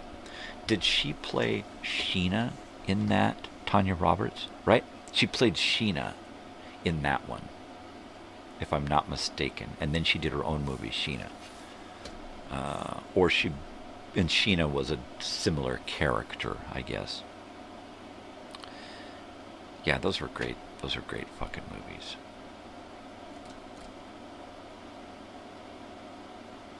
I think we're talking about that Sheena movie. Yeah, Mark Singer, great stuff. I liked him in Beastmaster. I really loved him in the Watchers 2. That one was really good. Yeah, good cheese. I love a good cheese baller, you know. We watched a movie last night and my wife's like, how much cheese is in this? And I said, oh, a pretty good fair amount. Maximum Overdrive. And I was right. It was loaded with cheese. Sheena and Red Sonja were not alike. Or a lot alike. Okay, that's right. That's why they were kind of, yeah. Red Sonja. Very similar. Similar. Yeah, those are great. Those great warrior fantasy movies. I like the fantasy movies where they have futuristic stuff in a weird medieval past, right? Magic and lasers and swords and spaceships and weird shit, right? space gladiator type shit, right? Yeah, that's my genre, space gladiators. What about a movie called Biggles Adventures in Time? Have you ever seen that one? That is, for me, that's a great classic fucking time travel movie. It's not medieval, but I love how they bounce back to World War One, right? That's fucking awesome. And then keep zipping back and forth in time. That's just a great. It always makes me want to eat fried chicken. Those banquet fried chicken meals that you used to get with the fried chicken, mashed potatoes, and corn, and then a little brownie, right? But 2 pieces of, and you're always hoping, oh man, I hope I get a thigh and a leg, and then you get a wing, and you're like, oh man, oh jeez. Or the brownie is a chocolate pudding, and you heat it up, and that chocolate pudding is hot with the skin on it. Oh yeah, those were the old days, you know, when homemade fast food, the TV dinners, they were pretty good. Now it all tastes the same. I mean, really, all of this meat tastes the same throughout all of those different meals. The sauce is the same in all of these different meals, like Chef Boyardee, right?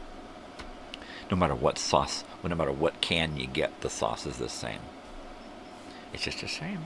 Hormel, you know, it's the same base sauce in all of it. Yeah, I used to love a good TV dinner. Just so you could get to the dessert, right? The little apple crumble pie thing. Oh, that was always good too. Yeah.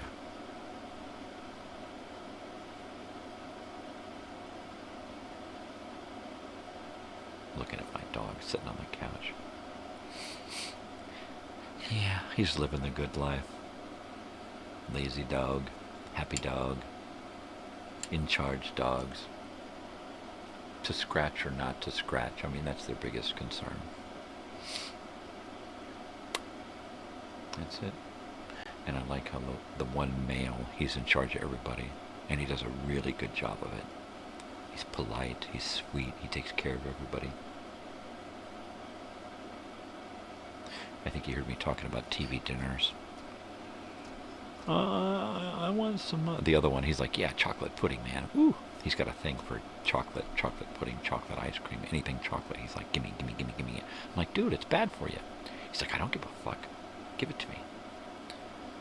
I used to finish a bowl of ice cream, right? And there'd pretty much be nothing left. And I'd get to the sink and I'd hold it down real quick so he could get in there and take a couple of licks before I'd pull it away and throw it in the sink. So he's always checking me out when I'm eating stuff. He's always like, is there a chance? Maybe, but not too much. Last night I gave them each a little chunk of ground beef from the Sloppy Joe's. I had to pick big pieces out because I wanted the ratio to meat to sauce ratio to be more meat. So they got their little nibble. Yeah, I spoil them. I can't help it. Being unspoiled as a kid, I really try to go out of my way to spoil the dogs of my daughter, because that's just the way. That's just the way I feel, you know. Not overly spoiled, just enough to know so they know they're loved, right? Little spoiling moments. It's like everything is just normal, and then spoil. Oh, that's nice. That's nice. A little something out of nowhere, huh, Sam? Right? Little Sam? You want to come over and say hi? You want to come sit on my lap, Sam? Sam? You want to come? You want to come sit? Want to come sit? No? He says, I ain't moving. Fuck that. Fuck all that, man. I don't need to move. You come get me, man. What are they, Holmes? No? Not a chance. Not a chance in hell.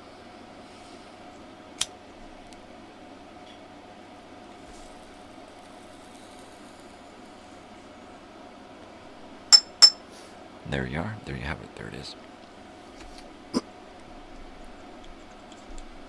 So I think this morning I'm going to eat breakfast and then put together the rest of the sound for my 3-hour live show on Halloween.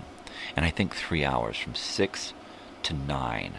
I think that's going to be enough. And what I'm also going to do is put together a soundtrack of other music so that in case it goes long, I'll have some other fun music to listen to. So we can finish off one 3-hour program and start another program that's going to be like an hour, an extra hour or two. Something so that I have soundtrack in the background. Ooh, thunder and lightning. I need to add thunder and lightning to my soundtrack.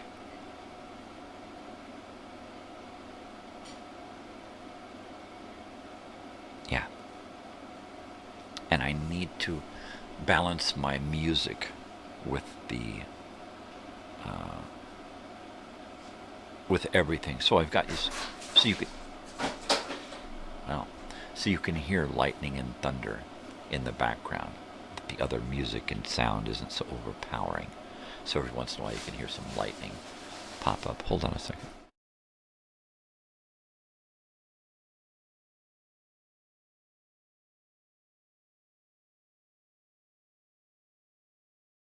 Nada?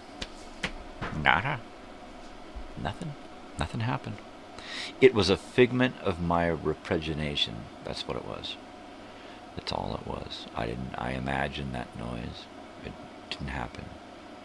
You didn't see anything. You know? Yeah, when I'm looking for insurance policies, I'm in Aetna mode. Shut up. Not Aetna mode. Shut up. Alright. I saw an Aetna commercial the other day on TV, and the only thing I thought of was Edna Mode from The Incredibles. Edna Mode. Funny character. My God, you've gotten fat. Well, yes, indeed I have. Nice of you to notice. Jeez, you don't have to say anything. Totally. Gotta run to the store, bro. You gonna still be here when I get back? Oh, quite possibly. I'm sure I'll still be sitting here stroking my ego, right? I got nothing better to do, man. I'll probably be here. And if I'm not, I'll see you Monday. So there. Take that. Peace, love, out. Go back. Go to the store. Hurry up. If you're back in 20 or 30 minutes, I might still be here. I might. I might not. I might say fuck it and go eat something. I'm not going to go to the store, though. Why would I do that? The store. The garden. That's what I'd like to do. Go to the garden. There's a store for you. Yeah, to have a farm. A house with a farm. A greenhouse. And a garden. And all that. Some live animals. 1 week till Halloween, brother. I'm just going to keep putting together elements for the show. I'm going to have a little bowl of candy here, mainly for myself and for whoever comes to the door. Plan on some toddlers coming to the door. Wine. Wine, that's not a bad idea. I may actually do some wine slushies, right? And what I like to do is I like to take some sweet red and freeze it, or take some wine and some grape juice, Concord grape juice, blend it together and freeze it, right? And then stick it into a blender and blend it up, stick it into a chilled glass and suck that shit down. Oh man. So I might do a wine slushy or just some sweet red, some chilled sweet red. I don't want to do anything too hard. It's either going to be a little wine or a little beer. So the only thing is, usually when I drink beer, I want to keep drinking beer. All right, love you, brother. I'll see you Monday if I'm not here when you get back. Give me a pack of smokes, right? Give me a pack of American Spirits. blue. That's it. Alright, man. Take care. Totally. I don't know what I'm going to be doing. I know that I'm getting hungry. My wife made bacon and stuff, and now I'm just drooling because all I can smell is bacon. So I would imagine that food is going to be in my immediate future, if not more immediate. Woohoo! Happy Pumpkin Day coming up. That's going to be great. I still want to work on some more graphics and sound and stuff for not just the 3-hour show, but for the morning show, because I'm going to be here in that morning. And then I'm going to come back in the evening and do a 6 p.m. to 9 p.m. show. So that'll be fun. I don't know what I'm going to do. I have a couple of songs picked out that I want to play on the guitar. I have a bunch of Grateful Dead music from a concert from 1985, Halloween. I got a bunch of commercials and news and radio breaks that I've put together. I'm going to do a little bit of decorations. I'm going to be in costume. My studio's going to have a costume. Everything's going to be Halloweeny, right? Aside from that, I got no plans on what the fuck I'm going to do. I got a book here I can read from. I've got some scary noises. I might do a couple of... I don't want to do anything where I've got to switch cameras, right? I just want to stay with my truck, my camera, my, my big rig. I just want to stay here, right? So I don't want to do anything where I have to leave my truck. I want to stay in the truck during the show. So I'm going to probably try to put something here with a driver on it. I may put a high chair with a dog on it, so I've got a dog in charge of driving the truck while I can stay in the passenger seat. What are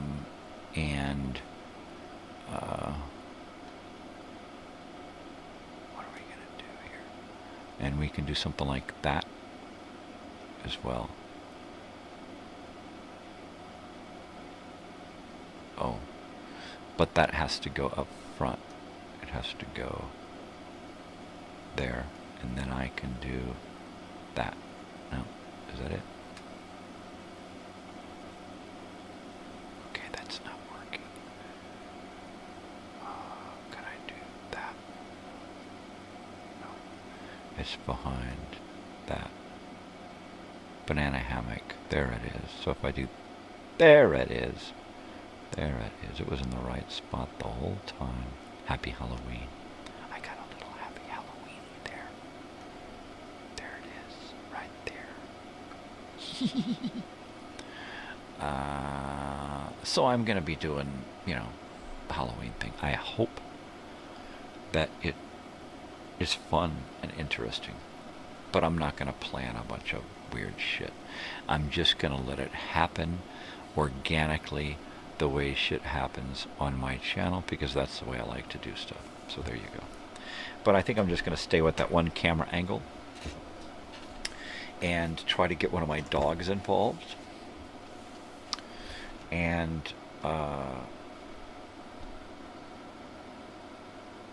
just do a show live from my truck, the banana hammock.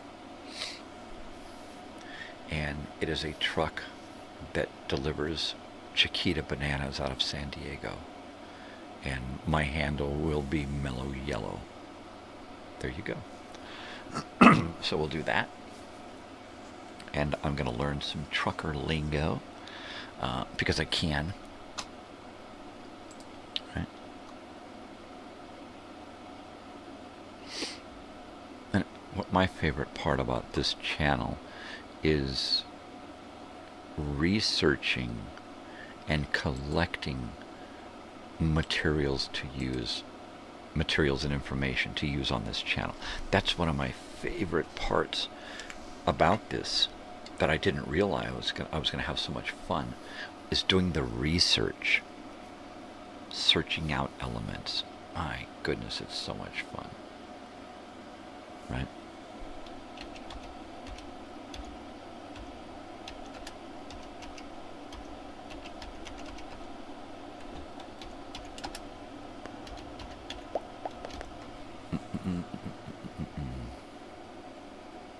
Let's try that and see what that gets us.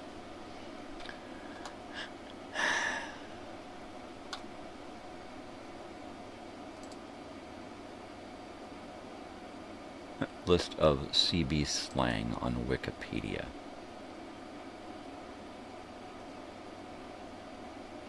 Oh, there's a lot of it.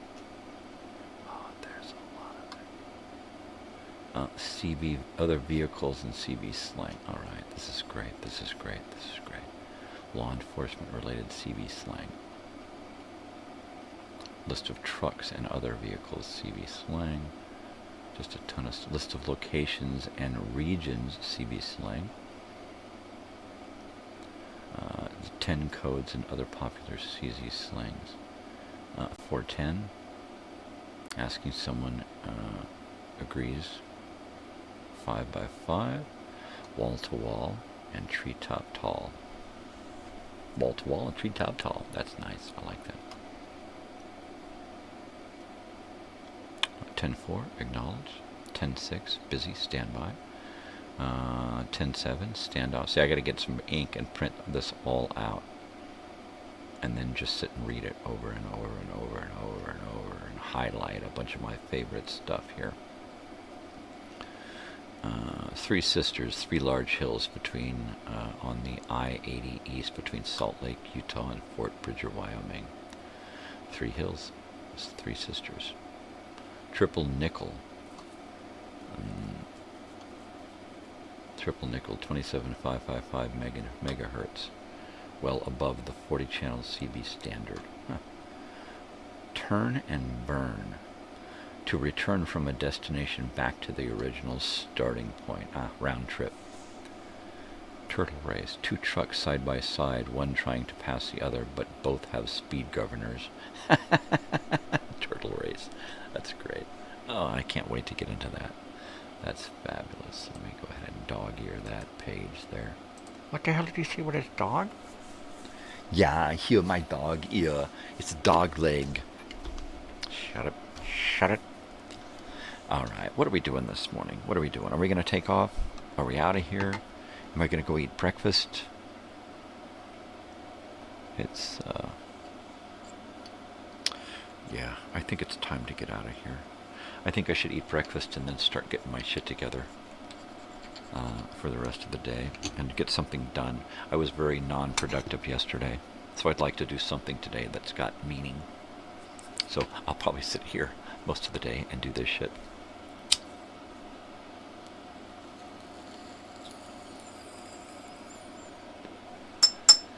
And we might go out tonight and go see Beetlejuice, the original.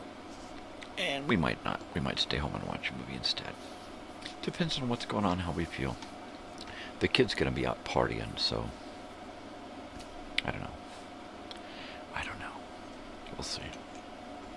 We shall see. Rubbernecking. Runners. Running across the highway. Some runners. Sandbagging. Listening to CB conversation without participating. Sandbagging. That's great. Reading the mail. Operator is listening but not actively transmitting. Potty mouth. Someone using foul language. Portable phone booth. A idiot that is on a cell phone or smartphone. Right. A pickle park is a rest area with a reputation of prostitution. That's great. Peanut butter in one's ears, obvious to or ignoring CB transmission. He's got peanut butter in his ears. Outlawed, Federal Department of Transportation hours of service are expired and the driver must park for the night. He's been outlawed. Outdoor TV, drive-in theater. Organ donor, motorcyclist who does not wear a safety helmet or ends up in an accident or is just drives like an idiot. One owns donkey following another vehicle too close, tailgating. You have a sports car on your donkey. That's funny. Negatory, no. Nap trap, a rest area. Mad duck, a CB user that has a weak signal. Keeps trying to talk despite the fact that no one can understand them. A lot lizard, a prostitute in a rest area. Kicker, foot warmer, linear amplifier used to illegally increased CB transmission. Ooh.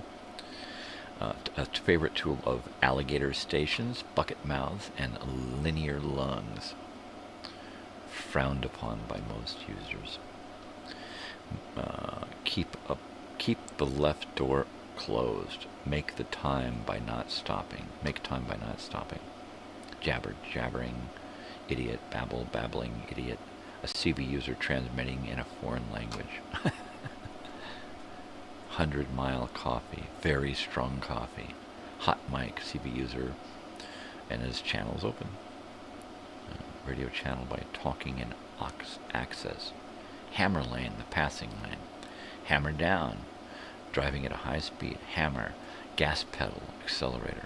Handle, a person's name. Totally. Hand. Person, especially working person, like a hired hand. Okay. Good numbers, well wishes to fellow driver. Good buddy. Stereotypical term for acquaintance on the CB. Groceries, goods being hauled. I'm hauling groceries. That's great. That's great. Go-go juice, fuel.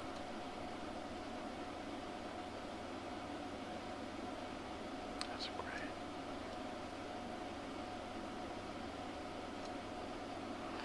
Oh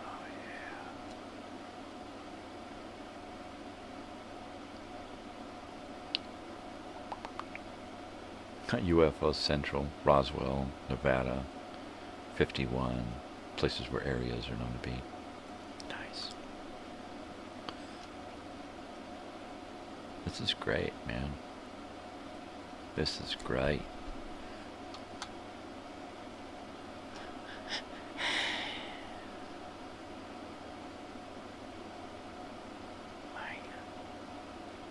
All right.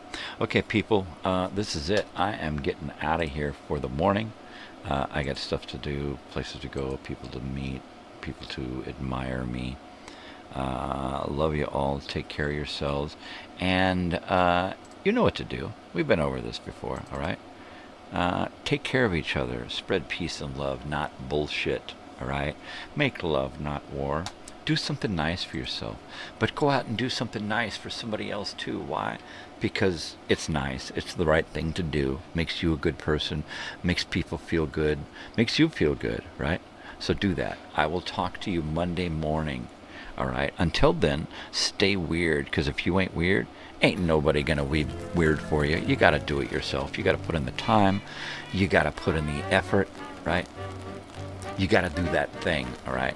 Take care of each other. All right? Stay weird. Just stay weird, man. It's easy to do. Just be nice. All right. Take care of each other. Take care of yourselves. I will see you Monday. Until then, oh yeah, I love you. And adios.